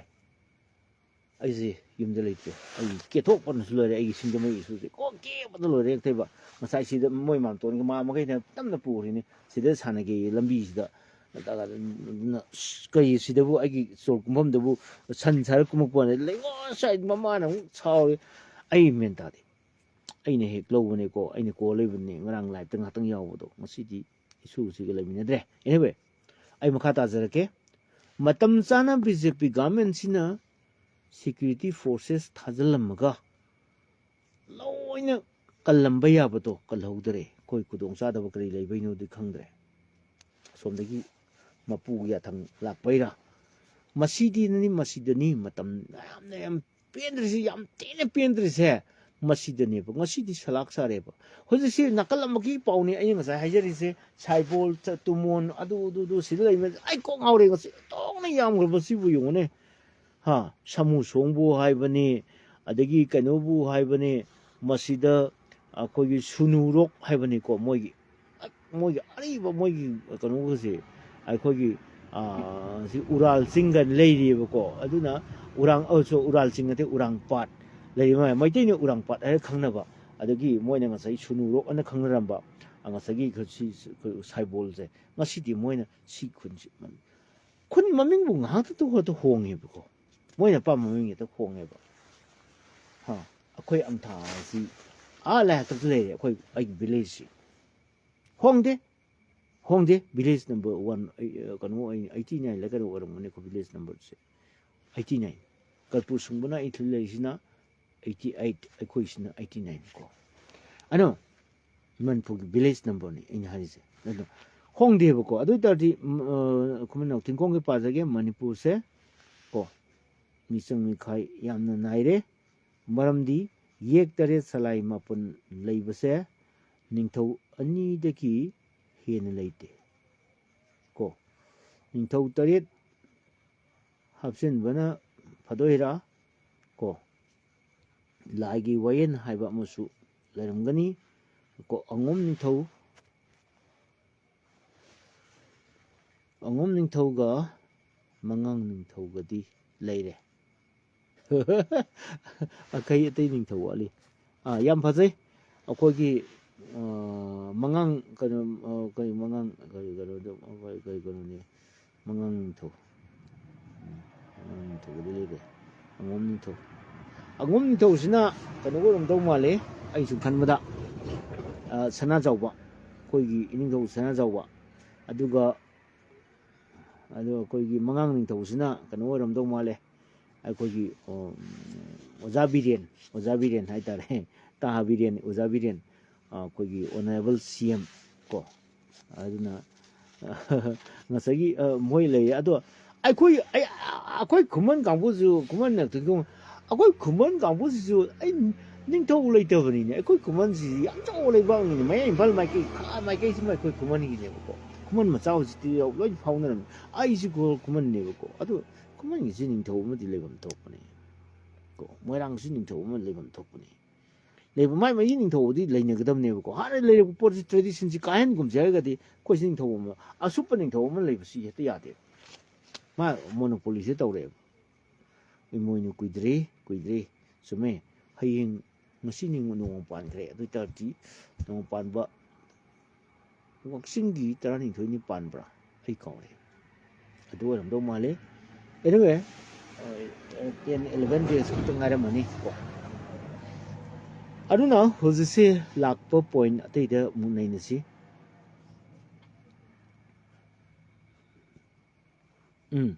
ꯀꯨꯀꯤꯒꯤꯗꯤ ꯆꯤꯡ ꯈꯨꯗꯤꯡꯒꯤ ꯅꯤꯡꯊꯧ ꯂꯩꯌꯦꯕꯀꯣ ꯆꯨꯝꯃꯦ ꯁꯤꯒꯤ ꯀꯥꯟꯅꯕꯁꯤ ꯃꯣꯏꯅ ꯍꯧꯖꯤꯛ ꯂꯧꯋꯦꯕ ꯑꯩ ꯋꯥꯔꯤ ꯅꯨꯡꯉꯥꯏꯕ ꯑꯃ ꯂꯤꯒꯦ ꯃꯁꯤ ꯂꯥꯟ ꯅꯪꯉꯨꯕ ꯀꯥꯡꯕꯨ ꯃꯥꯏ ꯃꯃꯤꯠꯇꯨꯅ ꯎꯍꯧꯕ ꯀꯦꯃꯦꯔꯥ ꯅꯝꯕꯗꯤ ꯌꯥꯗꯕ ꯃꯩ ꯑꯩꯉꯥꯟ ꯉꯥꯟꯅ ꯊꯥꯟꯕ ꯃꯐꯝꯗ ꯊꯣꯛꯈꯤꯕ ꯊꯧꯗꯣꯛꯅꯤ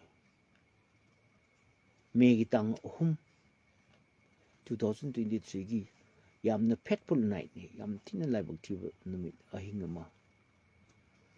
ꯑꯍꯤꯡꯗꯨ ꯊꯣꯛꯈꯤꯕ ꯊꯧꯗꯣꯛꯇꯨ ꯃꯃꯤꯠ ꯃꯪꯅ ꯎꯍꯧꯕ ꯑꯩꯉꯣꯟꯗ ꯐꯣꯟ ꯇꯧꯔꯛꯄꯗ ꯑꯩ ꯌꯥꯝ ꯅꯨꯡꯉꯥꯏꯈꯤꯗꯦ ꯅꯨꯄꯤ ꯃꯩꯇꯩ ꯅꯨꯄꯤ 100-500ꯒꯤ ꯃꯊꯛꯇ ꯃꯥꯁ ꯔꯦꯞ ꯇꯧꯈ꯭ꯔꯦꯅ ꯍꯥꯏ ꯈꯨꯟꯒꯤ ꯅꯤꯡꯊꯧꯗꯣ ꯃꯥꯒꯤ ꯅꯤꯡꯊꯧ ꯃꯃꯤꯡꯗꯨꯁꯨ ꯍꯥꯏꯔꯛꯄꯅꯤ ꯈꯨꯜ ꯃꯃꯤꯡꯁꯨ ꯍꯥꯏꯔꯛꯄꯅꯤ ꯃꯈꯣꯏꯒꯤꯗ ꯃꯩꯇꯩ ꯅꯨꯄꯤ ꯃꯌꯥꯝꯁꯤ ꯂꯣꯏꯅ ꯆꯨꯔꯆꯥꯟꯄꯨꯔ ꯈꯨꯃꯨꯖꯥꯝ ꯂꯩꯀꯥꯏꯁꯤꯗ ꯑꯇꯣꯞꯄ ꯂꯩꯀꯥꯏ ꯑꯃꯁꯨ ꯂꯧꯔꯒ ꯂꯩꯀꯥꯏ ꯑꯅꯤꯗꯨꯒꯤ ꯇꯧꯔꯒ ꯃꯣꯏꯗ ꯆꯦꯟꯁꯤꯜꯂꯒ ꯂꯩꯖꯔꯨꯕꯅꯦꯕꯀꯣ ꯑꯗꯨꯗ ꯃꯣꯏ ꯈꯨꯟꯒꯤ ꯅꯤꯡꯊꯧꯗꯨꯅ ꯐꯣꯟ ꯇꯧꯔꯛꯑꯦ ꯃꯌꯥꯝꯗꯨꯗ ꯃꯣꯏꯒꯤ ꯂꯥꯟꯃꯤ ꯃꯌꯥꯝꯗꯨꯗ ꯑꯣꯏ ꯁꯥ ꯂꯥꯛꯑꯦꯅꯦ ꯁꯥ ꯂꯥꯛꯑꯦ ꯅꯣꯏ ꯁꯥ ꯆꯥꯅꯤꯡꯕꯈꯩ ꯂꯥꯛꯑꯣ ꯍꯥꯏ ꯃꯣꯏꯒꯤ ꯂꯣꯟꯗ ꯍꯥꯏ ꯁꯥ ꯆꯥꯅꯤꯡꯕꯈꯩ ꯂꯥꯛꯑꯣ ꯃꯩꯇꯩ ꯅꯨꯄꯤꯕꯨ ꯁꯥꯅꯦꯅ ꯍꯥꯏꯌꯦ ꯃꯣꯏꯅ ꯁꯂꯥꯛ ꯁꯥꯕꯤ ꯃꯐꯤ ꯁꯦꯒꯥꯏꯕꯤ ꯐꯨꯔꯤꯠ ꯁꯦꯒꯥꯏꯕꯤ ꯐꯅꯦꯛ ꯁꯦꯒꯥꯏꯕꯤ ꯑꯗꯨꯒꯤ ꯃꯥꯁ ꯔꯦꯞꯁꯦ ꯑꯩꯈꯣꯏ DIPRꯗ ꯅꯦꯠ ꯐꯪꯗꯕꯒꯤ ꯂꯩꯕ ꯃꯇꯝꯁꯤꯗ ꯔꯤꯄꯕ꯭ꯂꯤꯛ ꯇꯤꯚꯤꯒꯤ ꯀꯥꯡꯕꯨꯗꯨꯒ ꯑꯩꯒ ꯃꯔꯩ ꯇꯦꯟꯅ ꯌꯦꯠꯅꯩꯕ ꯏꯪꯂꯤꯁꯇ ꯃꯌꯥꯝꯁꯤꯅ ꯒꯨꯗ ꯍꯥꯏꯕ ꯈꯨꯂꯩꯔꯝꯃꯦ ꯃꯣꯏꯁꯦ ꯑꯗꯨꯒꯤ ꯂꯣꯖꯤꯀꯦꯜ ꯑꯥꯔꯒꯨꯃꯦꯟꯁꯦ ꯐꯖꯅ ꯈꯞꯄꯅꯦ ꯑꯩꯁꯨ ꯅꯨꯃꯤꯠꯇꯨꯗ ꯏꯪꯂꯤꯁꯁꯦ ꯅꯪ ꯆꯨꯔꯆꯥꯟꯄꯨꯔꯗ ꯃꯥꯁ ꯔꯦꯞ ꯇꯧꯕ ꯅꯪ ꯔꯤꯄꯣꯔꯠ ꯅꯪ ꯂꯧꯅꯅꯕ ꯀꯔꯤꯒꯤ ꯍꯣꯠꯅꯗꯦ ꯚꯤꯗꯤꯑꯣ ꯂꯩꯍꯧꯗꯦ ꯍꯥꯏꯗꯅ ꯚꯤꯗꯤꯑꯣ ꯅꯝꯕꯁꯨ ꯑꯊꯤꯡꯕ ꯂꯩ ꯚꯤꯗꯤꯑꯣ ꯅꯝ ꯇꯥꯔꯗꯤ ꯁꯤꯗꯣꯏꯅꯤ ꯃꯤꯗꯣ ꯚꯤꯗꯤꯑꯣ ꯅꯝꯍꯧꯗꯕꯒꯤꯗꯃꯛꯇ ꯑꯗꯨꯒꯤ ꯄꯣꯠꯇꯣ ꯃꯅꯥ ꯃꯅꯤꯟ ꯅꯥꯏꯈꯤꯗꯦ ꯇꯨꯃꯤꯟꯅ ꯃꯩꯇꯩꯁꯤꯗꯤ ꯏꯖꯠ ꯑꯝꯗ ꯍꯤꯡꯕꯅꯤ ꯃꯐꯤ ꯊꯣꯛꯄꯒꯤ ꯋꯥꯔꯤꯗꯨꯅ ꯅꯣꯏꯅ ꯋꯥꯔꯜ ꯋꯥꯏꯗ ꯆꯠꯅꯅꯕ ꯍꯣꯠꯅꯕ ꯑꯩꯈꯣꯏꯒꯤ ꯃꯐꯤ ꯊꯣꯛꯑꯒ ꯃꯁꯥꯒꯤ ꯏꯀꯥꯏ ꯈꯨꯝꯅꯕ ꯃꯥꯡꯍꯜꯂꯒ ꯀꯨꯀꯤꯒꯤ ꯏ ꯆꯪꯍꯟꯕꯗꯨꯅ ꯃꯥꯁ ꯔꯦꯞ ꯇꯧꯕꯗꯨꯅ ꯅꯈꯣꯏꯅ ꯉꯁꯤꯐꯥꯎꯗ ꯄꯥꯎ ꯂꯧꯅꯅꯕ ꯍꯣꯠꯅꯗꯕ नखोई कुकी मिचंगला नोई कुकी ना अखोगी did you come here to help the Kuki terrorist हाइबनी अस मोइसे खुमदबने हे मरै टेन तौना जानी रिपब्लिक टीवी की कांबो सिंदो आई सुम मोइना याम उसित थवैदबा अखोई मितेजी उसितबा मोइ मंगाइरे न तौबगी पोतो लेहिबको अदु अइगोंदा दु यादेबको अदुना अखोगी नुपी अनिखक लेखिबनी मयाम निंजंग यु न्यूज़पेपर दा सोशल मीडिया दा नुपी अनी दुनो वरी लेबगी पोट लेबनी अदगी मोगे ममा रैप तौबगी अंगांग दुना वरी लेब लेबनी अनी दो हुजिक थुपचनख्रेबा कनाना थुपचलिनो मरी लेनमने थुपचनख्रेबा केस मखा तौगिद्रे अदुगा असुक याम केस 400 500 नुपी रैप तौबगी केस लेगदबदो अनी खतंग चोक थोक्तोरे थौना फना अनी सु मांगनग्रे ओ माय गॉड कुकी गिदी ओपन नि अदुगा अखोई मिटे की पंगबा मखतंग सी हायोगे मोयबु माबु फनेक सेक्शन बिबकी नोपोक सेमाइरोमदा लाप मतमदा माबु फनेक सेक्शन बिबकी मपी थो लापनी अदुगा मसाई नुपी कुकी नुपी अनीदो अदुना कारकनजु मसाई माइतोगे खरदी नहाजिंदुदु खरदी लमदी हेलेबको मोयजु साउनिंगदैनी अदुना सोमदा हाना थोखिबा थौदोकनी नोय तौबदी याबरा हाबा नोय कांगबुना अखोय तौबदी याबरा हाबा पोट यावबनी वीडियो दुदा अदुगा मोहोय अखोयना मिटिंग पंगबसे ngasi matungda khoi pang singsebako अखोयना काउंटर तौबा याबा पोतो कुकी नुपीदु लाए ला matungda sakmaitagेबु मैतै खुल को पुसले अदुगा एक छांगार नोय तौबसी सिमा याबरा हाइना मैतै माइबेल मयाम दुना चै पारगा तालगा फुरगा नहा मयाम दु लोय चेन ग्रम तुंग दे बेलाव लोय बेम लाव लो से माइ तौ यादे न ब्रा जु पीरे फनेक सु पीरे फुरित सु पीरे इनफी सु पीरे लोय पीरे मा पीदु लोय सेजन पीरे मैतै नि पी सारगा चललिंदरे अदुगी वीडियो अमतंग लौरम तारगदी कैम फनी man is wise after his then hai huran matung mairing ni habani man is wise after his event habani si aidi kuire masi khangba aina ai information mamde ai mi am leiba nongpok su lei nongchup su lei awang su lei kha su lei lan hoji to bai ki som chalo ai pau dum birakani ai mi dum lei somgi खा माइकई ब्ला लेतबगी दमक आई पाउ पीदबनी को ꯍꯦꯛ ꯍꯧꯖꯤꯛ ꯁꯨꯒꯅꯨ ꯃꯥꯏꯀꯩ ꯇꯧꯔꯣ ꯑꯩꯒꯤ ꯃꯤ ꯉꯥꯛꯇ ꯂꯩꯌꯦꯕ ꯑꯩ ꯄꯥꯎ ꯂꯧꯅꯕ ꯃꯤ ꯂꯩꯌꯦꯕ ꯌꯥꯝ ꯑꯦꯛꯖꯦꯛ ꯄꯤꯔꯛꯀꯅꯤ ꯑꯩꯉꯣꯟꯗ ꯄꯥꯎ ꯄꯤꯕ ꯄꯤꯔꯣꯏ ꯁꯣꯝ ꯑꯋꯥꯡꯂꯣꯏ ꯃꯥꯏꯀꯩꯒꯤ ꯄꯥꯎ ꯂꯩꯌꯦꯕ ꯁꯤꯡꯁꯤ ꯑꯩ ꯋꯥꯔꯤ ꯂꯤꯕꯁꯤ ꯀꯣ ꯑꯗꯨꯅ ꯍꯧꯖꯤꯛ ꯑꯗꯨ ꯑꯣꯏꯇꯥꯔꯗꯤ ꯉꯁꯥꯏꯒꯤ ꯑꯩꯈꯣꯏꯒꯤ ꯃꯩꯇꯩꯒꯤ ꯑꯁꯣꯟꯕ ꯋꯤꯛ ꯄꯣꯏꯟꯠꯁꯤ ꯃꯁꯤꯡ ꯁꯤ ꯀꯨꯀꯤ ꯇꯥꯁꯅꯨ ꯑꯩꯒꯤ ꯂꯥꯏꯐꯁꯤ ꯇꯥꯁꯅꯨ ꯀꯔꯤꯒꯨꯝꯕ ꯍꯥꯏꯔꯤꯕ ꯚꯤꯗꯤꯑꯣꯁꯤꯃ ꯂꯧꯔꯝꯕ ꯇꯥꯔꯕ ꯃꯥꯕꯨ ꯃꯐꯤ ꯁꯦꯠꯆꯟꯕꯒꯤ ꯄꯣꯠꯁꯦ ꯋꯥꯔꯤ ꯂꯤꯕ ꯅꯠꯇꯦ ꯃꯥ ꯃꯐꯤ ꯌꯥꯎꯗꯅ ꯑꯥꯗ ꯆꯨꯔꯆꯥꯟꯄꯨꯔ ꯆꯠꯈꯤꯕ ꯅꯠꯇꯦ ꯍꯥꯏꯕ ꯀꯥꯡꯄꯣꯛꯄꯤ ꯆꯠꯈꯤꯕ ꯅꯠꯇꯦꯕ ꯅꯨꯄꯤ ꯑꯅꯤꯗꯣ ꯃꯄꯤ ꯁꯦꯠꯂꯒ ꯃꯩꯇꯩꯒꯤ ꯐꯤꯗꯨ ꯑꯌꯧꯒꯗ ꯃꯩꯇꯩꯒꯤ ꯃꯥꯕꯨ ꯃꯄꯨꯟꯁꯤ ꯀꯟꯕꯤꯈꯤꯕ ꯐꯅꯦꯛ ꯐꯤꯔꯣꯟꯗꯨꯕꯨ ꯃꯩ ꯊꯥꯕ ꯉꯝꯕ ꯃꯥꯒꯤ ꯏꯀꯥꯏ ꯈꯨꯝꯅꯕ ꯃꯥꯡꯍꯟꯈꯤꯕ ꯏꯀꯥꯏ ꯈꯨꯝꯅꯕꯗꯨ ꯀꯟꯕꯤꯈꯤꯕ ꯑꯗꯨꯒꯨꯝꯕ ꯐꯅꯦꯛ ꯐꯤꯔꯣꯟ ꯃꯃꯜ ꯌꯥꯝꯈ꯭ꯔꯕꯗꯨ ꯍꯦꯛꯇ ꯄꯤꯕ ꯅꯠꯇꯦꯅꯦ ꯐꯤ ꯑꯍꯟꯕ ꯑꯍꯟꯕ ꯉꯥꯛꯇ ꯄꯤꯔꯤꯕꯅꯤꯅꯦ ꯐꯨꯔꯤꯠꯀꯁꯨ ꯑꯍꯟꯕ ꯄꯤꯔꯤꯕꯅꯤꯅꯦ ꯕ꯭ꯔꯥꯁꯨ ꯑꯍꯟꯕ ꯄꯤꯔꯤꯕꯅꯤꯅꯦ ꯃꯣꯏ ꯕ꯭ꯔꯥ ꯑꯅꯤ ꯐꯨꯔꯤꯠ ꯑꯅꯤ ꯐꯅꯦꯛ ꯑꯅꯤ ꯑꯗꯨꯒ ꯏꯅꯐꯤ ꯄꯤꯔꯤꯕꯅꯤ ꯆꯄꯜ ꯄꯤꯔꯤꯕꯅꯤ ꯆꯄꯜ ꯌꯥꯎꯗꯅ ꯂꯥꯛꯑꯕꯅꯤꯅ ꯆꯄꯜ ꯄꯤꯔꯤꯕꯅꯤ ꯑꯁꯨꯛ ꯐꯖꯅ ꯀꯣ ꯃꯣꯏꯕꯨ ꯊꯥꯈ꯭ꯔꯒ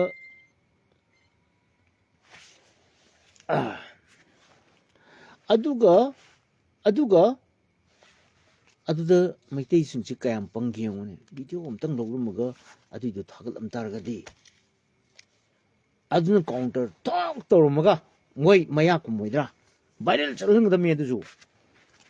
ꯑꯗꯨꯒꯨꯝꯕꯗ ꯑꯝꯇ ꯇꯧꯗꯦꯕꯀꯣ ꯃꯩꯇꯩꯁꯤ ꯀꯌꯥꯝ ꯄꯪꯒꯦ ꯌꯦꯡꯉꯨ ꯃꯩꯇꯩ ꯌꯥꯝ ꯄꯪꯕꯅꯦ ꯀꯣ ꯀꯧꯕ꯭ꯔꯨꯗ ꯏꯃꯣꯏꯅꯨ ꯈꯣꯏꯔꯝꯕ ꯆꯠꯅꯕ ꯀꯧꯕ꯭ꯔꯨꯗ ꯀꯣ ꯍꯦꯂꯤꯄꯦꯠ ꯑꯃ ꯊꯝꯃꯒ ꯂꯥꯏ ꯈꯣꯏꯔꯝꯕ ꯆꯠꯅꯕ ꯁꯤꯟꯅꯕ ꯍꯣꯠꯅꯕꯤꯌꯨ ꯍꯥꯏꯕꯅ ꯆꯨꯝꯗꯣꯏꯔꯥ ꯅꯠꯇ꯭ꯔꯗꯤ ꯑꯩꯈꯣꯏꯁꯦ ꯀꯣ ꯂꯥꯏ ꯈꯨꯔꯝꯕ ꯐꯪꯗꯣꯏꯔꯥ ꯀꯣ ꯏꯃꯣꯏꯅꯨꯁꯤ ꯀꯧꯕ꯭ꯔꯨ ꯍꯤꯜꯁꯦ ꯁꯤ ꯈꯨꯃꯟ ꯅꯥꯎꯊꯤꯡꯈꯣꯡ ꯑꯩꯒꯤ ꯋꯥꯈꯜꯗꯗꯤ ꯍꯟꯗꯛꯀꯤ ꯃꯄꯣꯛꯁꯤꯒꯤ ꯃꯁꯤ ꯑꯣꯏꯔꯔꯣꯏ ꯍꯥꯏꯗꯨꯅꯤ ꯀꯧꯕ꯭ꯔꯨ ꯇꯥꯟꯅ ꯆꯠꯄꯗꯤ ꯂꯥꯏꯔꯗꯅ ꯀꯧꯕ꯭ꯔꯨꯒꯤ ꯃꯐꯝ ꯀꯧꯕ꯭ꯔꯨ ꯂꯩꯈꯥꯒꯩꯗꯨꯗꯤ ꯃꯣꯏ ꯅꯍꯥꯟ ꯂꯧꯁꯟ ꯂꯣꯏꯈ꯭ꯔꯦ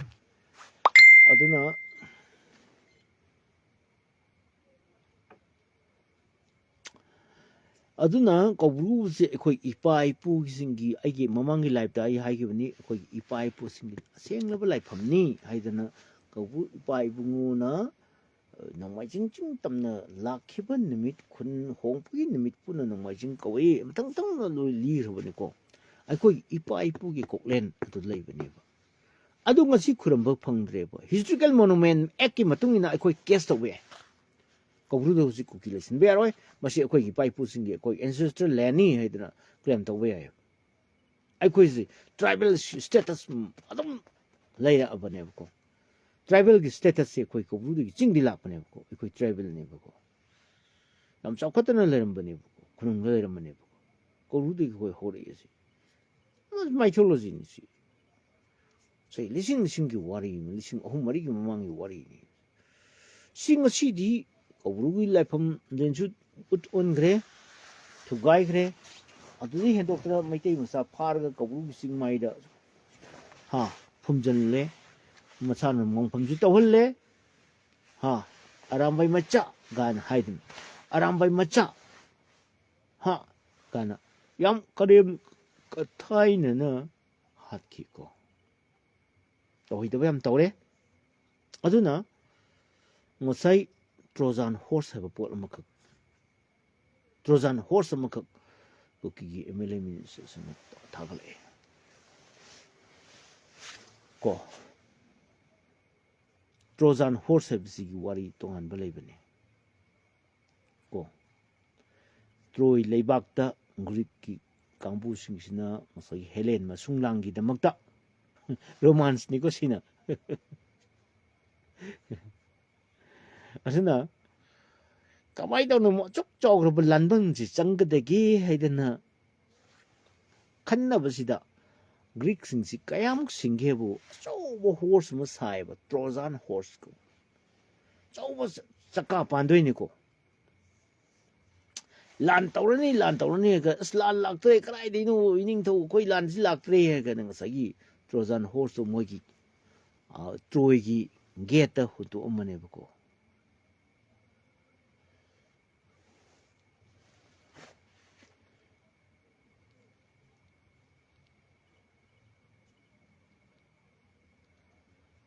yes yam phajai kuman nau tingkong British ki census ta maite se tribe ni haina iri si adu tarti adu gi potu ni British archive te su leibani ko adu si posi aduna ni head ko masagi kamai ta bu akoi hunting tawrisi head hunting nadi ngasai kamai ta makok kakpagi chatna bisi maite tribal oi baine ko mang kakpagi lukha thabai posi maite lukha tharami si lukha thaba ko angu manga mangka ido adu ni British manga manipur ki rini ko ai wai mangangre aduna si yam pajaboni maite tribalism di horpani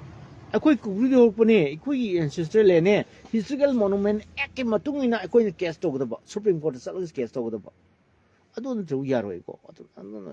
legal experts in the tamin lay ai wa nganginde ai gamba sono subaman ba akoi su ngang lay ko adu da mi ji ai babok su masing su yam damne mari manga loire kasu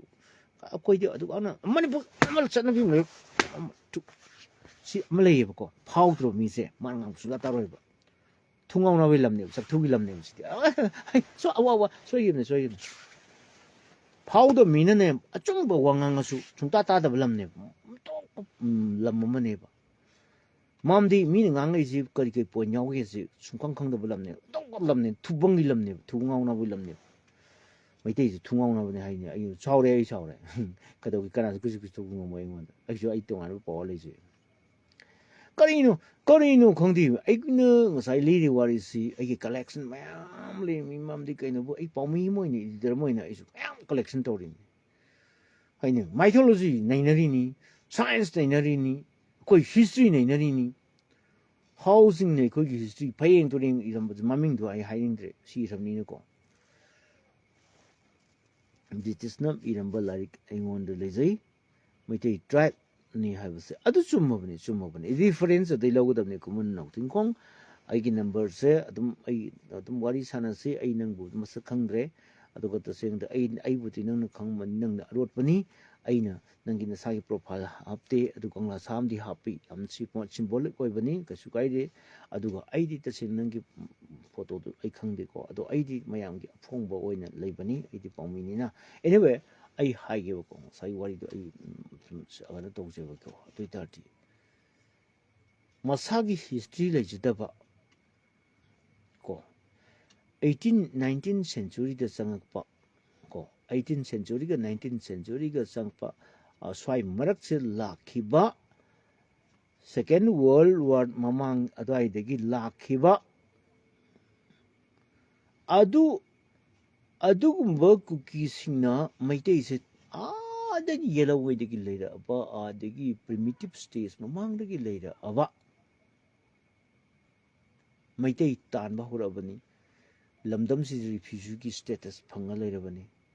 lambi de changni budong leirabani simta lebi yo balu pakon pi ba simta lebi yo ba nang kai kuding kham makatu thangalaga ai ga chi kwai di nungai te ba ko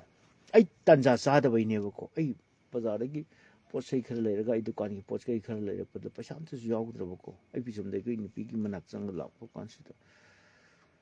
ngसाय Moina आई की निपी ना हायबने ओ पिसम दम सि the चाकनी Finney बिदों न खोइन लेरब को अदो आई ना हायबने चाकनी Finney बु मोइसे मतम दि मसा मसा की दुकान प्लॉट लेना करोड़पति ओरमनि सुसाम पुर मोइसे दुकान चाउ चाउ न बिल्डिंग मोइ मथोन लेरगा नुंगाय रबनी मैजु थादोक पी ग्रे पैसा जु पुब नंगद्रे हाय उपुद पैसा लो यावरे को अदि बैंक द मोइना ख तुमसन जब खर दुनने बो ngसी मोइ हिंदरिसि मसा मसु लाइक तमन तौरे मियानसे पैसा दि अयाम बने दुकान की पैसा दि आदो ले अदुगा पोट ओइना लेसलवो पयामा सीमेंट दुकान योट की दुकान मोइले होरे लुटोरे अचों यम दुकान मयाम से आइसु खुजम लेkai चलुइ आई ओम देख चलु मिगी नोंमै गन हाउस लुटोरि नि मोइना काम थातर मुनि गन हाउस द मोइना निकै yang kini ko yes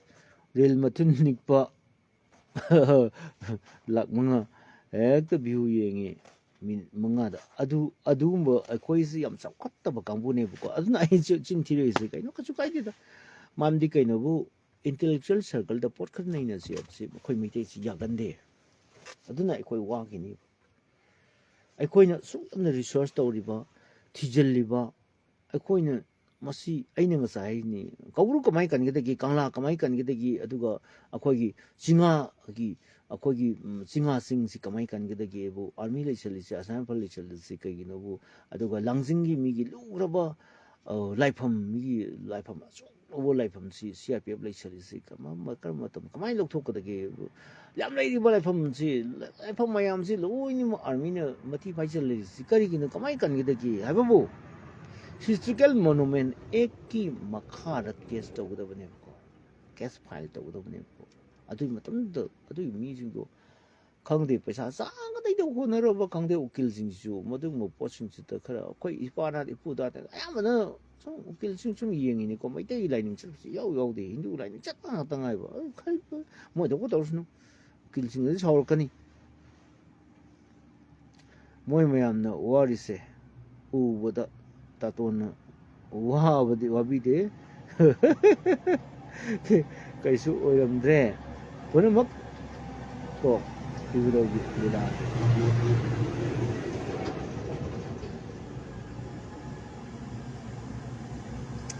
aduna moy ai boy why am nang no sounding e ko I'm the king of truth. I told you already. I see achum beginning thoni how is it ai isana simat oruba asoiba miyam mangdo open haidok pangamba ai no furalu ba ai no tichel ba gas to thengai na ba jelale ba loinang magi aseng ba arot pa mata leitan disclose to bangamba se world ai tom do ram ya karam to ngadi ba even Mahatma Gandhi ba mai aron bulai hatu omde power ba Mahatma Gandhi ba mana bralet nupi ada aina very tamba sapada ai bar dancer juga ai kolaga aing cepat mi nei ga se mana haido ombra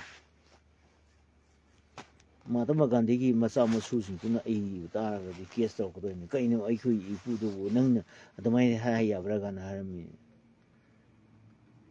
masa gi asoi base masa na kana ta haidok na de heba adubu ai di lining bane ibdo pa khangbal ning bani na ai nine live tu yeng view hangkala yeng view ai na sida ai malem laisa namaga to do malem laisa lale base ai no one day I will prove ai koi na ngasi nam bo malem laisa se lale base ai no ublaki sida line pa yum hom sida lai pak sida amu bo nap maya de anu ma su do ni anu ma su ri se do mai te ni adu ang singkat ngam se adu ai koi di am khange ui yam hai re ha ba ni na te ko ai ngon ha be mayam thlei adu section ne yang kan da mo ji hindu lining na sat le me mai te gi mai chou ne le sin je yang kun ne yang kan da he ta hindu lining sat le me si ta ni ai ngau se double chau lok he tha le me hindu gi chau lok su dok tha ba mai te gi chau su dok tha ba masa ji paisa gi mamai ani somna kandana mai value gi kanu do adu somna kandana mai oin gi two pieces oi le me ama se to oya ba ama se to oya ai de do de ai do de ko dagla wi ni ai gi nipina angang sing sigi kuthi idris kari gi no hange hayeng mai matu thi khangaroi hai aina aigi isa sing sigi aina hayeng ne luhongba matang sida aina irakini ko magi punsi khongsat sida ai phajan ibige moi manga gi ai pokpa nimit leiri mukhogi thaban loi leiri aduna aina irake kuthi hairaroi punsi khongsat aduda aina irakpu kamai tawgi hai chatnaba ya wangang de hai aigi nipina bok sawe bako kuthi habne te kusti habne tula rasi singa rasi adu karkat adu ni adu to toba rahu ki tunu saba adu toba ngasagi magi kanu jing adu to ai koi mai te gi adu to de ko koi mai te gi chatna de adu baina sin tokan wari um chakre aduna lan gi wari um de laksi ai live solution ge battery yam yaudre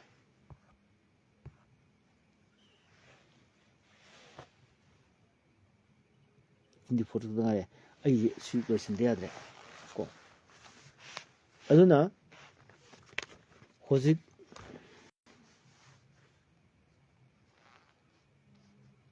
ai khoi India government, Manipur government, Kulai Pipam Oiriba, Somjang, the Lady Bus Sinai came there, Mashi, to Kaimatam, Lance and Kaim Leapin. Aduga ngasi to ribadu jing ai ngasai do haido haigo to ne haido oge